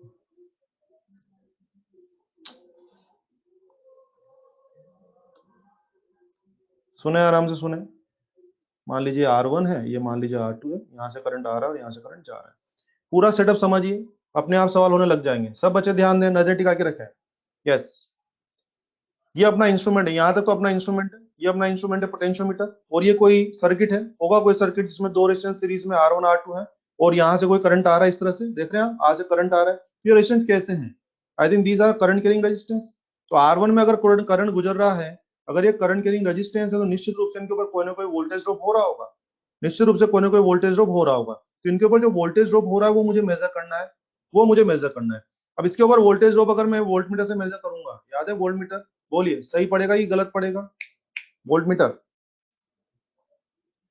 गलत पड़ेगा, याद है, चोर है वो गलत पड़ेगा। अब वो तो गलत पड़ेगा, तो फिर आपने मेरे से कहा कि नहीं नहीं सर, अपने को तो गलत सही पढ़ना है। तो सही पढ़ने के लिए आज आज मैं R1 का वोल्टेज किससे मेजर करने जा रहा हूँ? पोटेंशियोमीटर से। तो अब समझिए, यहाँ से यहाँ तक पोटेंशियोमीटर है अपना। यस, पोटेंशियोमीटर में ये हो गया प्राइमरी और ये हो गया सेकेंडरी। सेकेंडरी में आपने मेरी चालाकी देखी होगी, मैंने यहाँ 2 वे स्विच दिखाया है, चाहेंगे तो 1 3 को जोड़ेंगे और चाहेंगे तो 2 3 को जोड़ेंगे। क्लियर है? तो अब आप समझिए होने क्या वाला है, ये देखिए आप, सब समझ में आ जाएगा। इधर देखिए मेरी तरफ, सोचो कि अगर मैं 1 3 को जोड़ता हूँ, जरा इमेजिन करो, 1 3 को जोड़ूंगा, बच्चे नजर टिकाओ, 1 3 को जोड़ दिया, तो बोलिए मेरे सेकेंडरी में कौन पिक्चर में आ गया? ई नोट। सेकेंडरी में कौन पिक्चर में आ गया? क्या ई नोट पिक्चर में आ गया? और ई नोट कौन है? Standard cell. स्टैंडर्ड सेल को बुलाया, जो कि चलाऊंगा, चला चला कि इसका मामला कोई ना कोई लेंथ एल नोट पे सेट कर देंगे। अब मान लीजिए मामला एल नोट पे सेट हुआ, तो बोलिए क्या सबसे पहले एक्स की तैयारी हो जाएगी? सबसे पहले किसकी तैयारी होगी? एक्स की। ये कैसा एक्स है? गड़बड़ वाला या अच्छा वाला? कमान, कैसा एक्स है? गड़बड़ या अच्छा? जल्दी बोलो। अच्छा। तो देखा, मैं अच्छा काम करना चाह रहा हूं, तो मैंने क्या किया? पहले मैंने स्टैंडर्ड सेल को बुला के उसको बैलेंस किया, सबसे पहले एक्स की तैयारी होगी। अब इसको रवाना कर दे। अब क्या कर रहा हूं देखो, मैं 2 3 को जोड़ रहा हूं, 2 3। सोचो 2 3 को जोड़ूंगा, एनर्जेटिक आओ। अगर मैंने लीवर को 1 2 से हटा के 2 3 पे ला दिया, 2 3 पे लाते बोलिए ई नोट पिक्चर में है कि गया? ई नोट है कि गया? गया, ई नोट गया। आई थिंक अब मेरा सेकेंडरी क्या ये हो रहा है? नजर टिकाओ, नजर टिकाओ, डॉट पे नजर टिकाओ। क्या मेरा सेकेंडरी ये हो रहा है? यस, ये मेरा सेकेंडरी। और ये वो जगह है, ये वो जगह है जहां पे अननोन पीढ़ी जोड़ने को कहा गया, ये और ये याद है ना आपको? हाँ। तो मान लीजिए आपने मुझसे कहा कि यार अपने को R1 का वोल्टेज नापना है। R1 का वोल्टेज नापना है तुझे, तुझे R1 का वोल्टेज नापना है। देखो मैं क्या कर रहा हूँ, R1 के दोनों एंड यहाँ जोड़ दिए। बोलो जोड़े कि नहीं जोड़े? मैंने R1 के दोनों एंड यहाँ जोड़ दिए। तो R1 के दोनों एंड यहाँ पकड़ा दी। इसका मतलब क्या हो गया कि मैंने अपना अननोन पीढ़ी जो था R1 का वोल्टेज, उसको मैंने क्या कर दिया? मैंने उसको मशीन में इंसर्ट कर दिया। और इंसर्ट किया है, अभी रीडिंग नहीं आई है, अभी रीडिंग हमें खुद लानी पड़ेगी। अब क्या करूंगा मैं? अभी तो अननोन पीढ़ी केवल मशीन में इंसर्ट हुआ है, उसके बाद फिर वही काम करने वाला हूँ। इस जॉकी को लूंगा, चला चला के कहने के बैलेंस लाऊंगा। तो मान लीजिए 2 3 को किया, इफ मान लीजिए बैलेंस लेंथ आया एल, मान लीजिए बैलेंस लेंथ आया एल, हाँ बैलेंस लेंथ आया एल, तो फिर क्या हो जाएगा? कर देता हूं इसको, ये देखो, ये अगर बैलेंस लेंथ आया तो बोलिए वी आर वन क्या हो जाएगा बच्चे? एक्स इंटू एल हो जाएगा। बोलिए वी आर वन मतलब R1 का जो अननोन वोल्टेज है वो कितना हो जाएगा? X into L. अब एक्स इंटू एल कहां से देने के लिए क्या चाहिए मुझे? एक्स भी चाहिए और एल भी चाहिए। एक्स कहां से आएगा? आएगा कि रेडीमेड रखा हुआ है? आएगा कि पहले रखा हुआ है मेरी जेब में? एक्स तो मेरी जेब में पहले से रखा हुआ है भाई साहब। प्रशांत, एक्स मेरी जेब में पहले से रखा हुआ है, ई नोट बाय आर नोट, पहले एक्स का हम पहले किया, रेडीमेड रखा हुआ है। एल आई जगह गुणा कर दूंगा और आंसर आ जाएगा। क्लियर है? समझ में आया बच्चे? प्योर वाला बहुत बढ़िया, क्लियर है। और ध्यान दीजिए अब, और ध्यान दीजिए, ये तो आपने सीख लिया, मुझे और बोलना है आपको। बोलिए अगर मान लीजिए मैंने यहाँ पर, अगर मैंने R1 के दोनों एंड्स पकड़ाने की बजाय R2 के दोनों एंड्स पकड़ाए होते, तो जो एक्स इंटू एल होता वो किसका वोल्टेज होता? R1 का या R2 का? R2 का वोल्टेज होता वो। क्लियर है सब लोगों को? यानी कि अगर डायग्राम ये होता, समझिए आप लोग, R1 के एंड पकड़ा है तो VR1 मेजर होगा, R2 के एंड पकड़ा हुआ तो VR2 मेजर होगा। और सोचिए कि अगर मैं ये दोनों एंड पकड़ा था, नजर टिकाओ इधर, एक एंड ये और एक एंड सीधा ये पकड़ा था, बोलिए ये और ये एंड पकड़ा था, तो कौन सा वोल्टेज मेजर होता? VR1 या VR2 या VR1 plus VR2? VR1 plus VR2। तो ध्यान दीजिए, जो दो पॉइंट आप पकड़ा देंगे, शाबाश, जो दो पॉइंट आप पोटेंशियल को पकड़ा देंगे, उन दोनों पॉइंट का पोटेंशियल डिफरेंस मेजर करके दे देगा। अब उन दोनों पॉइंट के बीच में एक रेजिस्टेंस है कि दो रेजिस्टेंस है कि पांच रेजिस्टेंस है, वो आप जानो। वो क्या कह रहा है कि आप मुझे सिर्फ दो पॉइंट पकड़ा दीजिए। पोटेंशियोमीटर क्या कह रहा है? आप मुझे केवल दो पॉइंट पकड़ा दीजिए, मैं उन दोनों पॉइंट का पोटेंशियल डिफरेंस मेजर करके दे दूंगा।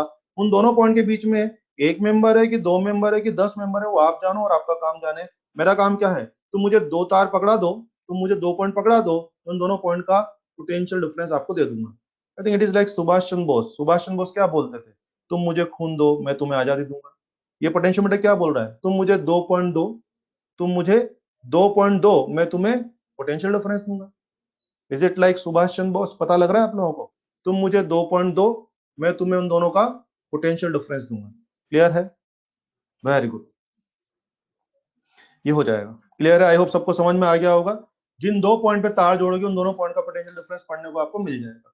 ये था अननोन मेजर करना, ठीक है। अब ये हो गया तो जरा इस पे क्वेश्चन कर लेते हैं, चलो फटाफट से। चलो एक क्वेश्चन ले रहा हूं मैं, ध्यान दें। क्वेश्चन की पूरी लैंग्वेज आपको बता रहा हूं ताकि आप समझ पाए। Standard cell, standard cell 1.2 volt balanced at 2.6 meter, find unknown PD which is balanced at which is balanced at 6.5 metre. ये क्वेश्चन है। सब लोग मेरे कहने से सिर्फ पहली लाइन पे गौर करें, पूरा सवाल मत पढ़ो, सिर्फ पहली लाइन पे गौर करो। कुछ इशारा आ रहा है क्या? पहली लाइन पे गौर करो, पूरा सवाल मत पढ़ो। क्या आपको एक्स की तैयारी करने का मसाला दिया हुआ है? एक्स की तैयारी का मसाला दिया हुआ है, तो कौन सा मसाला है ये? कौन सा मसाला है ये? प्राइमरी की कहानी की स्टैंडर्डाइजेशन वाला काम है। कमान, प्राइमरी की कहानी की स्टैंडर्डाइजेशन वाला काम है। स्टैंडर्डाइजेशन, कमान आइए। एक्स बराबर E naught by L naught. Standard cell कितना? 1.2 वोल्ट। कहां से हुए आप? 2.6 मीटर पे। तो I think 6/13 volt per metre, ये आपका एक्स है। ठीक है, फिर आपको कोई अननोन वोल्टेज निकालना था, वो कितना होता है? एक्सएल। एक्स कितना तैयार है? 6/13। एल अननोन वोल्टेज की बैलेंसिंग लेंथ 6.5, उड़ा दो भाई, क्या 3 वोल्ट? क्लियर है? क्या मुझे समझा सकते हैं इस सवाल में जो आपने एक्स लाया है ये कैसा है? गड़बड़ या प्योर? कौन गड़बड़ या प्योर? जल्दी बोलो, मैं गलत लिख रहा हूँ। गड़बड़ एक्स है कि प्योर है? प्योर है। वेरी गुड, बहुत सुंदर। आइए, एक एप्लीकेशन हो गया, दूसरा एप्लीकेशन ले रहा हूं। To measure EMF of cell, cell का ईएमएफ मेजर करना। आइए,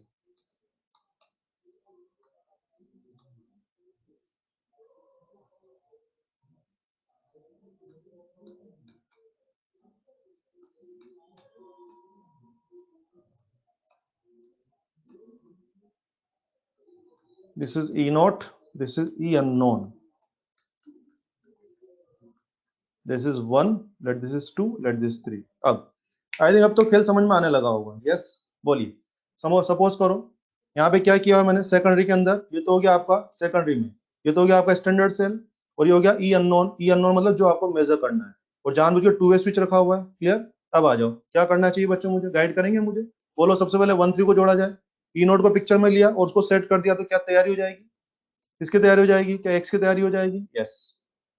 उसके बाद ई नोट को करो रवाना, उसको बोलो भाई तू निकल, तेरा हो गया। नाउ 2 3 को पिक्चर में लिया, 2 3 को पिक्चर में लेते ही क्या आप ई अननोन पिक्चर में आ गया? और ये अननोन पिक्चर में आ गया तो उसका बैलेंस लेंथ ढूंढ लाएंगे। तो if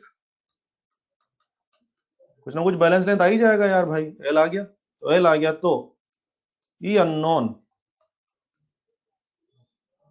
that is going to be X into L. यहां से मेरा क्या आ जाएगा? अननोन ईएमएफ भी आ जाएगा। क्लियर है? मेरा अननोन ईएमएफ यहां से आ जाएगा। क्लियर? एक्स तो मैंने रेडीमेड अभी तैयार किया था, वो उठा लूंगा, एल गुणा करके आंसर आ जाएगा। ये तो हो गया कॉन्सेप्ट। अब इस पर्टिकुलर एप्लीकेशन की बारीकियां सुनिए, बारीकियां सुनिए। बोलिए, इधर देखिए मेरी तरफ। जब आपने यहाँ बैलेंसिंग लेंथ उठाया एल, बैलेंसिंग उठा ना एल, बोलिए उस टाइम पे यहाँ करंट है कि नहीं है? यहाँ करंट है कि नहीं है? नहीं है। यहाँ करंट नहीं है, इसका मतलब ये unknown cell is with current या without current? This cell is with current या without current? Without current. And do you know कि सेल का जो पोटेंशियल डिफरेंस होता था वो ईएमएफ भी होता था और वो टीपीडी भी होता था। याद आ रही मेरी भाषा? करंट नहीं होती तो ईएमएफ पकड़ में आता था, वो करंट होती है तो टीपीडी पकड़ में आता था।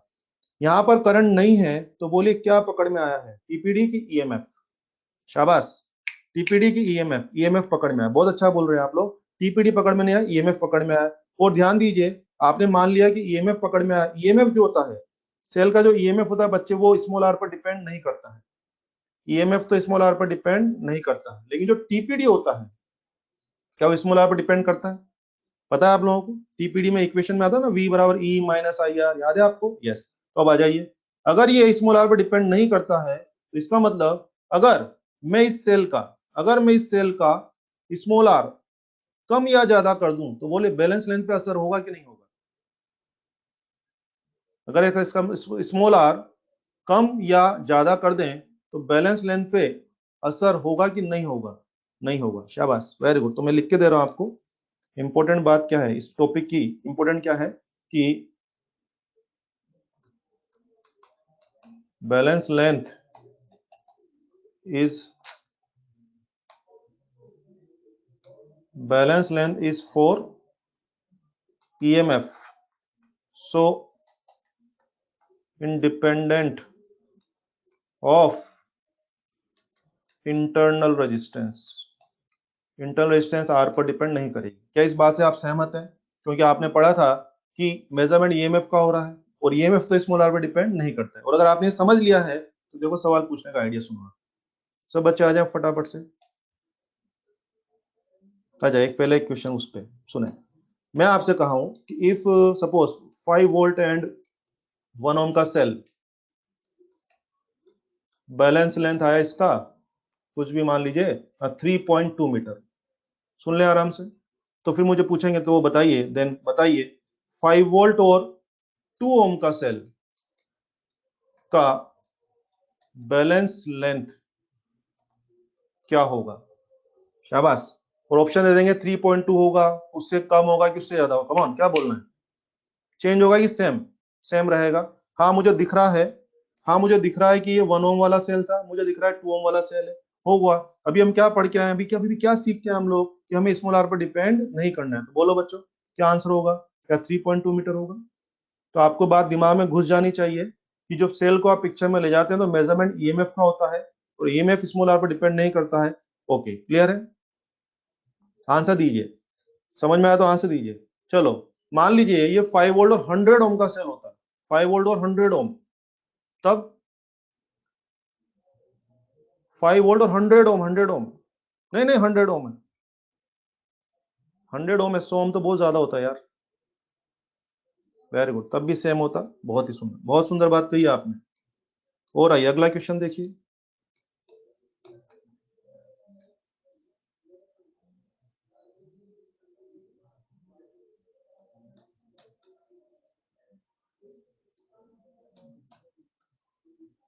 ये ये E1 सेल है बच्चे और ये E2 सेल है। यस, इस तरह का फोटो दिया हुआ है, वो फोटो देख करके बताना है कि E1 E2 में कौन कम या कौन ज्यादा है। सबसे पहले तो आप देखिए कि आपको नजर आ रहा है कि E1 सेल L1 पे सेट हुआ और E2 सेल L2 पे सेट हुआ। तो इतना तो कॉमन सेंस चलता है ना, छोटा वोल्टेज छोटी लेन पे सेट होगा और जितना बड़ा वोल्टेज होगा उतनी बड़ी लेन पे सेट होगा। तो हम देख रहे हैं डायग्राम में क्या दिख रहा है मुझे, क्या दिख रहा है मुझे? L2 is more than L1। तो बोलिए, क्या उसी ब्याह पे बोल दें E2 is definitely more than E1? Common sense की बात है। जैसे ही याद कर लो, छोटा वोल्टेज कम लेंथ पे सेट होगा। जैसे मान लो 2 वोल्ट कहीं सेट हो गया तो 3 वोल्ट उससे बड़ी लेंथ पे सेट होगा, 5 वोल्ट और बड़ी लेंथ पे सेट होगा। तो इस तरह से हम आंसर कर सकते हैं। हो जाएगा। चलिए, तीसरा एप्लीकेशन ले रहे हैं। तीसरा एप्लीकेशन, मामला बहुत उलझ गया है। टू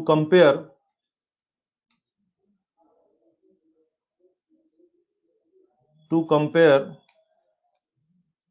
ईएमएफ्स ऑफ सेल, सेलों की ईएमएफ कंपेयर करना। इस बार इंतजाम कैसा होगा, ध्यान दें।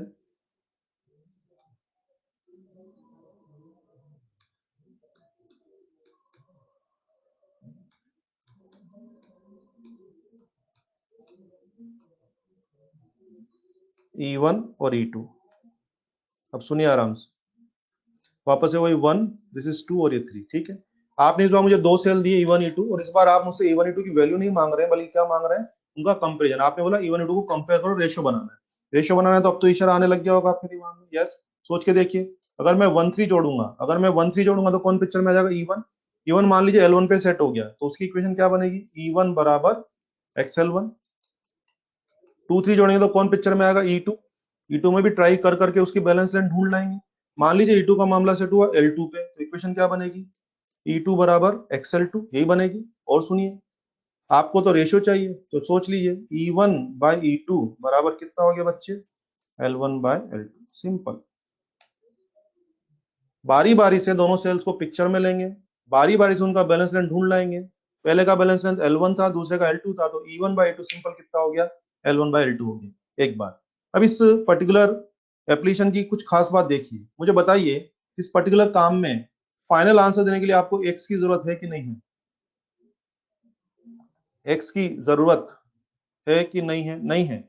और इसमें एक्स की जरूरत नहीं है तो बोलिए, in this application standardisation is required या not required? In this application standardisation is required या नॉट रिक्वायर्ड? Not required. तो ध्यान दें, ये भी सवाल बनता है कि किस एप्लीकेशन में स्टैंडर्डाइजेशन चाहिए और किस में नहीं चाहिए, तो इसका ध्यान रखें। आप अपने दिमाग में लाना, जिस काम में फाइनली आपको एक्स की जरूरत हो उसमें स्टैंडर्डाइजेशन करना पड़ेगा, और जिस काम में फाइनली आपको लगता हो कि यार फाइनली इसमें एक्स तो कैंसिल हो जाएगा, तो बोल देना उसमें स्टैंडर्डाइजेशन नहीं करना है। तो ध्यान रखें। आई थिंक मुझे इसकी बारे में स्पेशल बात क्या लिखनी है? Yes, standardisation not required. इस पर्टिकुलर एप्लीकेशन की खास बात क्या होगी? इस काम में मुझे स्टैंडर्डाइजेशन की जरूरत नहीं है। ठीक है, क्लियर है? चलो इसका सवाल करके देखते हैं।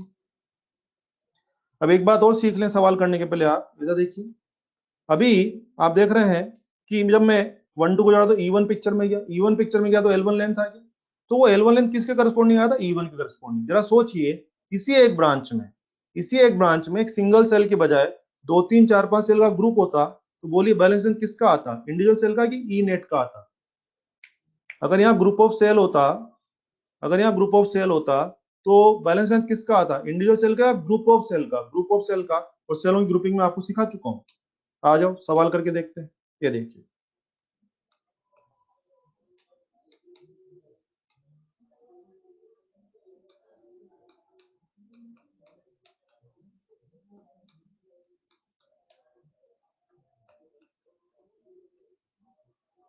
ये देखिए, ये दो सेल सीरीज में, यहाँ पर E1 E2 सीरीज में सपोर्टिंग मोड में, या दोनों cell E1 E2 supporting mode में कि झगड़ा मोड में? झगड़ा मोड में है। ये 1 ये 2 और ये 3।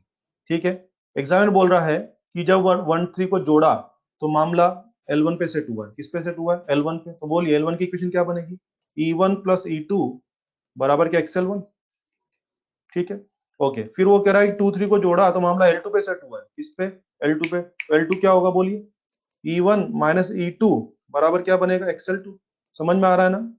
यहाँ पर क्या बनने वाला है? E1 प्लस E2 L1 पे सेट हुआ, और ये E1 माइनस E2 है। E1 माइनस E2 सेट हो गया। अब आप आपको जो भी निकालना निकाल लीजिए। अगर मैं इनको डिवाइड करता हूँ तो क्या हो गया? L1 बाय L2 आ गया। अगर मैं यहाँ से E1 बाई E2 निकालता हूँ तो क्रॉस मल्टीप्लाई करके देख लीजिए, L1 plus L2 upon L1 minus L2 आ जाएगा। कर सकते हैं। तो ये सवाल लेने का टारगेट क्या था कि जब आप ग्रुप ऑफ सेल को पिक्चर में ले जाते हैं तो जो बैलेंसिंग लेंथ आता है वो इंडिविजुअल सेल का नहीं आता बल्कि पूरे ग्रुप का आता है। ये मेरा मैसेज था। क्लियर है बच्चे को? और क्लियर है तो फिर अगला सवाल करके बता दो, अगला क्वेश्चन करके बता दो। यस, शॉर्ट में लिखता हूं। ये देखिए, हाँ जी, E1 और ये E2 और ये E1 और ये E2। कमान, यस। इसमें बैलेंस लेंथ था, मान लीजिए इसमें मामला सेट हुआ है, कुछ भी ले सकते हैं, 6 मीटर पे। और इसमें मामला सेट हुआ है 2 मीटर पे। क्या E1 बाई 2 लाके दे सकते हैं? पेन चलाएं जल्दी से, जल्दी पेन चलाएं, पेन चलाएं जल्दी से। इक्वेशन बनाए पहले तो। E1 प्लस E2 बराबर x into 6, E1 minus E2 बराबर x इंटू 2। इसको सोल्व करके देख लें। E1 बाई E2 आपको आ जाएगा 8 4, 2:1 आ जाएगा। Very good. ये भाई साहब, ये 1.5 किसका आंसर आ रहा है भाई? उल्टा लटका दूंगा तेरे को मैं, सूरज। कैलकुलेशन नहीं कर सकता ढंग से? अगला क्वेश्चन देखिए। E और R, इसका बैलेंस लेंथ आया L। तो बोल रहे हैं कि E R and this is 2E and 2R। बोले इसका बैलेंस लेंथ कितना है? क्या बात समझ में आई है? अकेले सेल ER का बैलेंस लेंथ कितना है? L। तो बोले कि बताइए तो इसका कितना आएगा? तो जरा सोचिए, जब मैं इसको बैलेंस करने जाऊंगा तो बैलेंस किसका आएगा? इंडिविजुअल सेल का कि ई नेट का? ई नेट का। तो क्या पहले इसका ई नेट निकालने अपन? कितना होगा ई नेट? याद है? Parallel grouping E1 R2 plus E2 R1 upon R1 plus R2, है ना? चलो ई नेट निकाल के बताओ जल्दी से, जल्दी से ई नेट निकालो। मैं गलत लिख रहा हूँ वरना, मैं गलत लिखने वाला हूँ। जल्दी बोलिए, मैं गलत लिख रहा हूँ। अब जल्दी बोलो, मैं गलत लिख रहा हूँ भाई। 4E/3। हर्षिता 4E/3 आएगा, संभालो अपने आप को। ई नेट आ गया 4E/3। तो अब आ जाओ, देखो ई कहां सेट हुआ था? तो ये 4E/3 कहां सेट होगा? x into L dash. मुझे नहीं पता कहां सेट होगा, मैंने बोला एल डैश पे सेट होगा। कहां सेट होगा? एल डैश पे। और एल डैश पे सेट होगा तो डिवाइड कर लीजिए दोनों को। एल डैश तैयार है कितना? 4L/3। 4L/3। आसान है ना सब? आसान है बच्चों? कर पा रहे हैं हम लोग?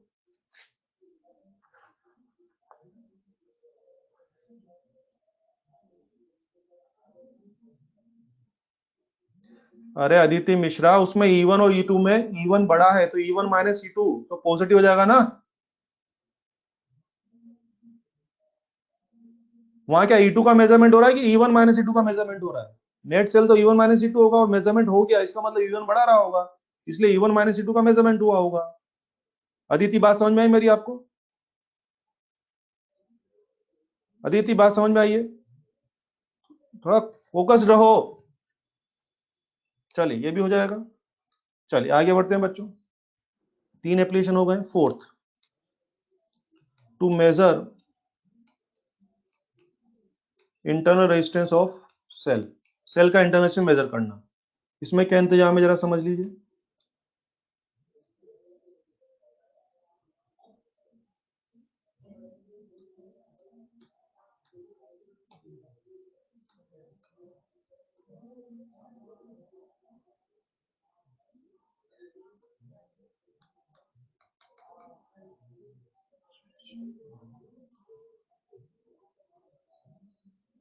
ये सेल है और इसका स्मॉल आर मेजर करना है, ठीक है। अब ध्यान दीजिए, इसका स्मॉल आर मेजर करना है तो कैसे होगा उस पर विचार शुरू करते हैं। आपको याद होगा एक बार,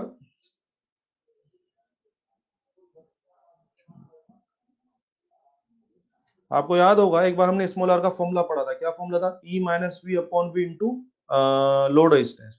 तो बच्चों मुझे इस सेल का स्मॉल आर मेजर करना है। किस सेल का? इसका स्मॉल आर मुझे मेजर करना है। काम दे दिया। ये आरबी, आरबी मतलब रेजिस्टेंस बॉक्स है। कैसे लगाया? स्विच के थ्रू लगाया। अब काम कैसे होगा जरा विचार करते हैं मेरे साथ। चलिए सबसे पहले यस, सब बच्चे ध्यान दें। सोचिए, if switch off, switch off है, अभी स्विच ऑफ है बच्चे, स्विच ऑफ है तो बोलिए। अच्छा रेजिस्टेंस बॉक्स आप समझते हैं ना, वो रेजिस्टेंस वाला डब्बा होता है, इससे हम कोई भी रेजिस्टेंस निकाल सकते हैं, 2 ओम 5 ओम यूज कर सकते हैं। ओके, अभी स्विच ऑफ है तो बोलिए कि आरबी पिक्चर में है कि नहीं है? आरबी पिक्चर में है कि नहीं है? कौन जल्दी बोलिए, टाइम खत्म हो रहा है। नहीं है, आरबी पिक्चर में नहीं है तो बताइए क्या इस सेल के ऊपर लोड, इस सेल पर लोड है कि नहीं है? लोड कनेक्टेड नहीं है। तो जब आप इसको जोकी को चलाएंगे तो जब यहाँ जीरो डिफ्लेक्शन आएगा तो यहाँ करंट नहीं होगी। तो करंट नहीं होगी, करंट नहीं होगी तो क्या पकड़ में आ जाएगा? ऑब्वियसली ईएमएफ पकड़ में आ जाएगा। बैलेंस लेंथ आया मान लीजिए L1, तो बोलिए ईएमएफ बराबर क्या बन जाएगा? x इंटू L1 बन जाएगा। क्लियर? अब चलो इफ स्विच को ऑन करते हैं, थोड़ा दिमाग लगाना मेरे साथ, सब नालायक ध्यान दें। स्विच को ऑन कर देंगे तो बोलिए क्या इस के साथ लोड अटैच हो गया? सेल के साथ स्विच ऑन करने से क्या लोड रेजिस्टेंस अटैच हो गया? अब ये सेल कहीं करंट चलाए कि नहीं चला, लेकिन यहाँ पे क्या यहाँ पे लगातार करंट चलेगी? अब बताइए सेल कैसा है, विदाउट करंट या with current? Come on, cell कैसा है, विदाउट करंट या विद करंट? बोलो नालायकों। विद करंट, और विद करंट है तो इस बार अगर मैं जो की चला चला के मामला सेट करूंगा, इफ बैलेंसिंग लेंथ, इस बार बैलेंसिंग लेंथ आइए मान लीजिए L2, तो वो किसके करस्पॉन्ड है? टीपीडी। TPD simply XL2। शाबाश। तो मैंने पास क्या कर लिया, सीधा समझिए। अगर आप सेल को विदाउट लोड ले जाएंगे तो ईएमएफ पकड़ में आएगा, और सेल के ऊपर लोड लगा के ले जाएंगे, सेल के ऊपर लोड रेजिस्टेंस लगा के ले जाएंगे तो क्या पकड़ में आएगा? टीपीडी। हो गया। अब आ जाओ, अपन ने क्या फॉर्मूला पढ़ा था बच्चों? R was E minus V upon V into load resistance, याद है? तो बस इसमें डाल दो तो आपको आ जाएगा आर बराबर L1 minus L2 upon L2 into R, load resistance. RB लिख देता हूं इसको मैं, आरबी। ठीक है, आरबी समझ जाओ कि लोड रेजिस्टेंस है, ये आ जाएगा। आज के बाद इसको आप डायरेक्ट फॉर्मूला की तरह याद कर सकते हैं। पोटेंशियोमीटर को यूज करके इंटरनल रेजिस्टेंस मेजर करना है। क्या फॉर्मूला है? L1 minus L2 upon L2 into load resistance. Clear? L1 क्या है? Balancing length without load. L2 क्या है? Balancing length with load. और आरबी क्या है? लोड रेजिस्टेंस है। क्या कर लेंगे हम इसको? बोलिए इस पर्टिकुलर काम में स्टैंडर्डाइजेशन रिक्वायर्ड या नॉट रिक्वायर्ड? बोलो नालायकों। स्टैंडर्डाइजेशन रिक्वायर्ड या नॉट रिक्वायर्ड? जल्दी बोलो, मैं गलत लिख रहा हूं। Standardisation of potentiometer not required. कुछ समझ में आया? क्योंकि फाइनली एक्स की जरूरत बिल्कुल भी आपको नहीं है तो स्टैंडर्डाइजेशन भी नहीं करना है। क्लियर है? ये था कौन सा एप्लीकेशन? सेल का इंटरनल रेजिस्टेंस मेजर करने के बारे में ये एप्लीकेशन था। कर लेंगे बच्चा? बच्चे कर लेंगे? कंफर्टेबल है आप? जल्दी बोलो, जल्दी बोलो। शाबाश। अब आओ क्वेश्चन करते हैं। अच्छा ध्यान दें, अपने मेडिकल एग्जाम में पोटेंशियोमीटर के जितने भी क्वेश्चन आज तक आए, ज्यादा क्वेश्चन इसी पे स्मॉल मेजर करने के बारे में। आओ थोड़ा खेलते हैं, अपने एग्जाम में क्वेश्चन लेते हैं। ये देखो आप, नीट में बहुत क्वेश्चन है ऐसे ना। जैसे एक क्वेश्चन में आया कि a cell balanced at 52 centimetre. आगे if 5 ohm load is connected now balanced 40 centimetre, बोला कि सेल का स्मॉल आर लाना है। क्या सवाल की भाषा समझ में आ रही है क्या? थोड़ा मैंने शॉर्ट में लिख दिया। A cell is balanced at 52 centimetre. If 5 ohm load is connected, now balanced at 40 centimetre. Small R लाना है। क्या करने वाले हैं आप लोग? L1 हो गया 52, L2 हो गया 40 और लोड कितना 5। सोल्व कर सकते हैं क्या? कितना हो रहा है ये? 12 5 60। Is it 12 60?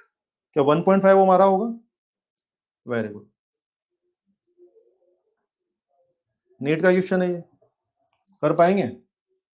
नीट का क्वेश्चन है ये। देखो नीट में अभी था, नीट में 2018 में एक क्वेश्चन था एक इस तरह का, लिख दूं शॉर्ट में लिख दूं? नीट में क्वेश्चन ये था कि without load balancing length was 3 metre. ठीक है, या थोड़ा और इजी लिखता हूं आपके लिए, सुनो और थोड़ा समझ आते हुए लिखता हूं। Without load, without load 3 metre with 9.5 ohm load 2.85 metre. Cell का स्मॉलर जानना था। आंसर ला सकते हैं क्या? चलो लाओ आंसर लाओ, जल्दी आंसर लाओ, जल्दी आंसर लाओ, मैं गलत लिख दूंगा। जल्दी बोलो, मैं गलत लिख रहा हूं। नालायक को जल्दी सोल्व करो, मैं गलत लिख रहा हूं।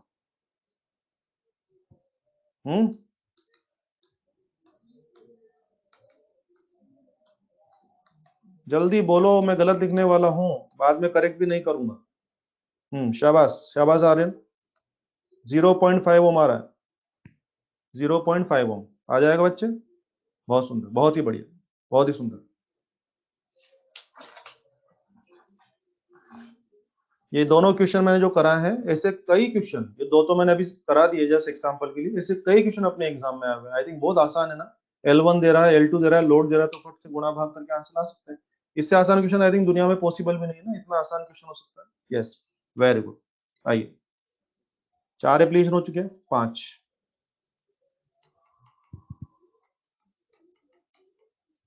Calibration of ammeter and voltmeter.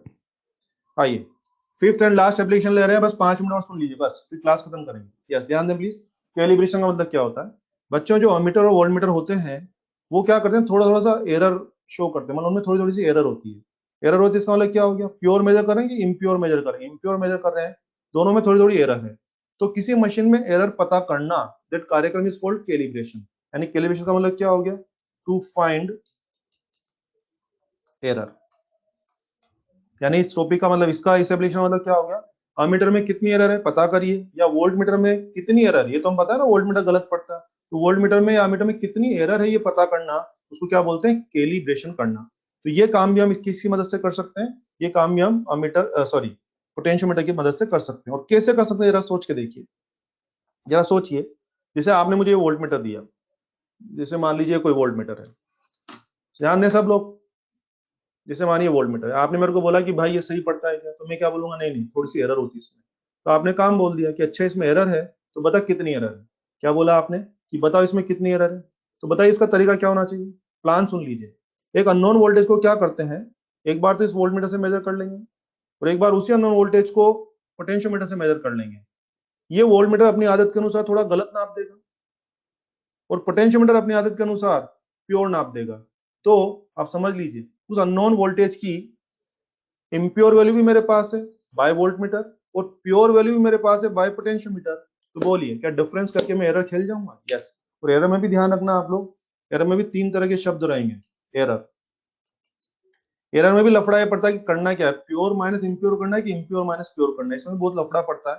तो मैं आपको बहुत देसी बात कर रहा हूँ। यस, ध्यान दीजिए, हमेशा इम्प्योर माइनस प्योर करना होगा। क्या करना है? इम्प्योर माइनस प्योर, या measured minus pure, you can say measured minus pure. आ जाएगा समझ में? इम्प्योर माइनस प्योर, ये करना है आप लोगों को। सुन लिया आपने? एरर पॉजिटिव नेगेटिव कुछ भी हो सकती है, लेकिन आपको ये करना है। कभी कभी बोलेंगे relative error, relative relative error, obviously error with respect to pure value, तो फिर ये क्या हो जाएगा? Impure minus pure upon pure. कभी कभी बोलेंगे परसेंटेज एरर, तो ये क्या हो जाएगा, relative error into 100, impure minus pure upon pure into 100। तो जो कहा जाए वो करना है आपको, एरर निकालना पड़ेगा। क्या प्रोसीजर समझ में आया है? प्रोसीजर समझ में आ गया? बोलो। चलो इसका एक एग्जांपल लेते हैं फटाफट से, उसके बाद क्लास खत्म करेंगे। प्लीज सब लोग आ जाए फटाफट से, फाइनल सवाल कर रहे हैं पोटेंशियोमीटर का। पूरा लैंग्वेज सुने ताकि आप और अच्छा समझ पाए इसको। Standard cell 1.1 volt, balanced at 4.4 metre, ठीक है। अननोन पीडी, आराम से सुने सारा, balanced at 1.9 metre and voltmeter reading बराबर है 0.5 वोल्ट। बोल रहा है find percentage error in voltmeter, ये सवाल हुआ। अब सबसे पहले आओ थीम समझते हैं, सिर्फ पहली लाइन पढ़े, सिर्फ पहली लाइन। को इशारा आ रहा है क्या? सिर्फ पहली लाइन किसकी तैयारी? एक्स, एक्स की तैयारी हो रही है सबसे पहले। ई नॉट और एल नॉट, हाँ बच्चे, ई not 1.1, L not 4.4, 1/4 volt per metre, ये आपका एक्स हो गया। अब अननोन वोल्टेज कितना हो जाएगा? अननोन कितना होगा बच्चे? एक्सएल, एक्स 1/4 है और एल कहां से 2 है, 1.9। अगर मैं इसको डिवाइड कर रहा हूं तो आ रहा है 0.475 वोल्ट, ठीक है। यानी कि पोटेंशियोमीटर के हिसाब से अननोन वोल्टेज ये आ चुका है। और वोल्ट मीटर की रीडिंग कितनी है? उसी वोल्टेज को हमने वोल्ट मीटर से मेजर कराया, तो उसकी रीडिंग कितनी बताई जा रही है? 0.5 वोल्ट। क्लियर? तो यूं समझिए, एक ही वोल्टेज को मैंने पोटेंशियोमीटर से तैयार किया, तो पोटेंशियोमीटर बोल रहा है वो अननोन वोल्टेज की वैल्यू है 0.475 वोल्ट। और उसी वोल्टेज को जब मैंने वोल्ट मीटर से मेजर किया, तो वोल्ट मीटर क्या बोला कि नहीं मेरे हिसाब से 0.5 वोल्ट है। क्या मुझे बताएंगे कौन सा प्योर है? अमन, कौन प्योर है? कम और ज्यादा मत देखना, जो पोटेंशियोमीटर ने बोल दिया वो प्योर है। कम और ज्यादा मत देखो, जो पोटेंशियोमीटर ने बोल दिया वो प्योर है और जो वोल्ट मीटर ने बोल दिया वो इम्प्योर है। अब परसेंटेज एरर करनी है तो क्या करें? Impure minus pure, 0.5 minus 0.475 upon 0.475 into 100, ये सोल्व कर लेंगे। और ये सोल्व कर लेंगे तो आप आंसर ला सकते हैं, ला सकते हैं। इसका आंसर आ जाएगा लगभग 5.2% के आसपास। 20% नहीं आएगा क्या बोल रही है मंदाकिनी? हाँ, 20 नहीं आ रहा है, 5% के आसपास आएगा।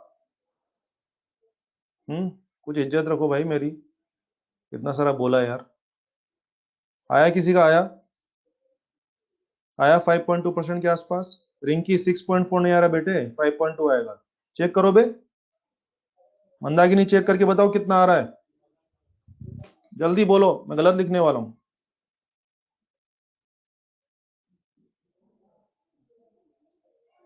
Afreen, very good. जयाशीष, सबका आंसर आ रहा है ना?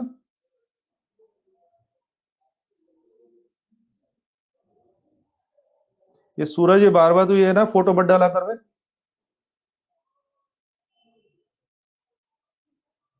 शाबाश। तो बच्चों ये सारा था पोटेंशियोमीटर के बारे में, इस तरह से हमने पोटेंशियोमीटर खत्म कर दिया है। धन्यवाद, थैंक यू। ठीक है, चलिए फटाफट से मैं अपलोड करता हूं। नहीं अभी नहीं मिल रहे बेटे। समझ में आ गया? कुछ समझ में आया पोटेंशियोमीटर के बारे में? नालायकों, कुछ समझ में आया भाई?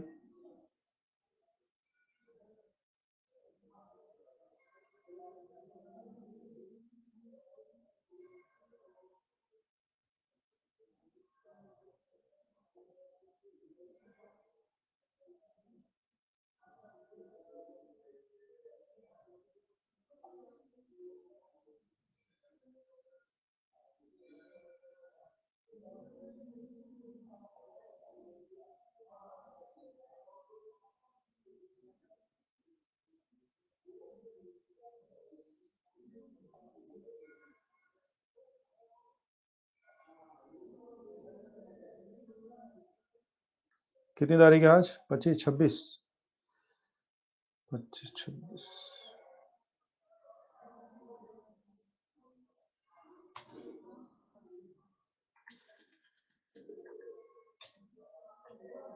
छब्बीस तारीख है ना आज? 2 मिनट रुकिए, बस 2 मिनट दीजिए मुझे, मैं आप ही का काम कर रहा हूँ भाइयों। हम्म,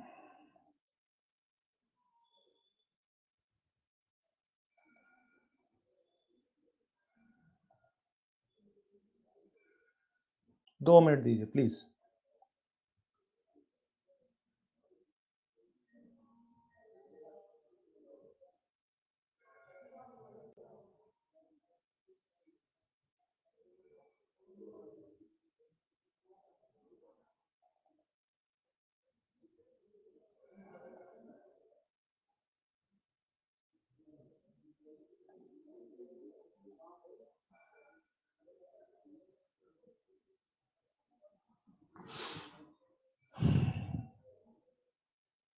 हाँ भाइयों, मैंने अपलोड कर दिया है। हाँ, हैंड आउट अपलोड कर दिया है, अमन उस पर देख सकते हैं, ठीक है। चलिए धन्यवाद, थैंक यू। आज का लेक्चर खत्म करते हैं। मैं उम्मीद करता हूँ कि आपको समझ में आ गया होगा। क्या मैं इसे उम्मीद कर सकता हूँ? क्या मैं इसे उम्मीद कर सकता हूँ नालायकों से? बहुत बढ़िया, धन्यवाद, है ना। Thank you, thank you, thank you बच्चों।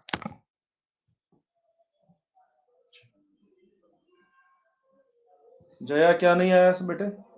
अभी नहीं आया, क्या नहीं आया? समझ नहीं आया अभी? अच्छा, हैंड आउट अभी आ गया होगा, अब देखो बेटे। क्यों हैंड आउट आया क्या, जरा देखना भैया, कंफर्म करें प्लीज। हैंड आउट आया क्या, जरा देखो ड्राइव पे जाके। कर दिया मैंने। हैंड आउट आया क्या, मैंने अभी शेयर किया है? नहीं आया? ड्राइव पे दिख रहा है? तरुण,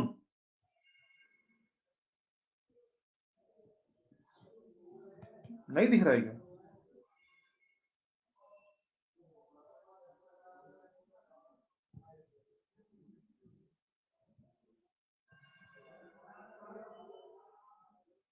छब्बीस दिसंबर दिख रहा है ना? नहीं, उस पर ड्राइव पे है, देखो बेटा। जया अभी देखो उसको दोबारा, आ गया ना? Good good good. चलो धन्यवाद, थैंक यू। मस्त रहें, खुश रहें। Bye bye. अबे लिंक तो वही है जया जो हमेशा है बेटा, लिंक वही है। चलो लिंक भी ले लो आप दोबारा। जया लिंक रोज थोड़ी ना चाहिए होता है, लिंक तो वही वाला है ना।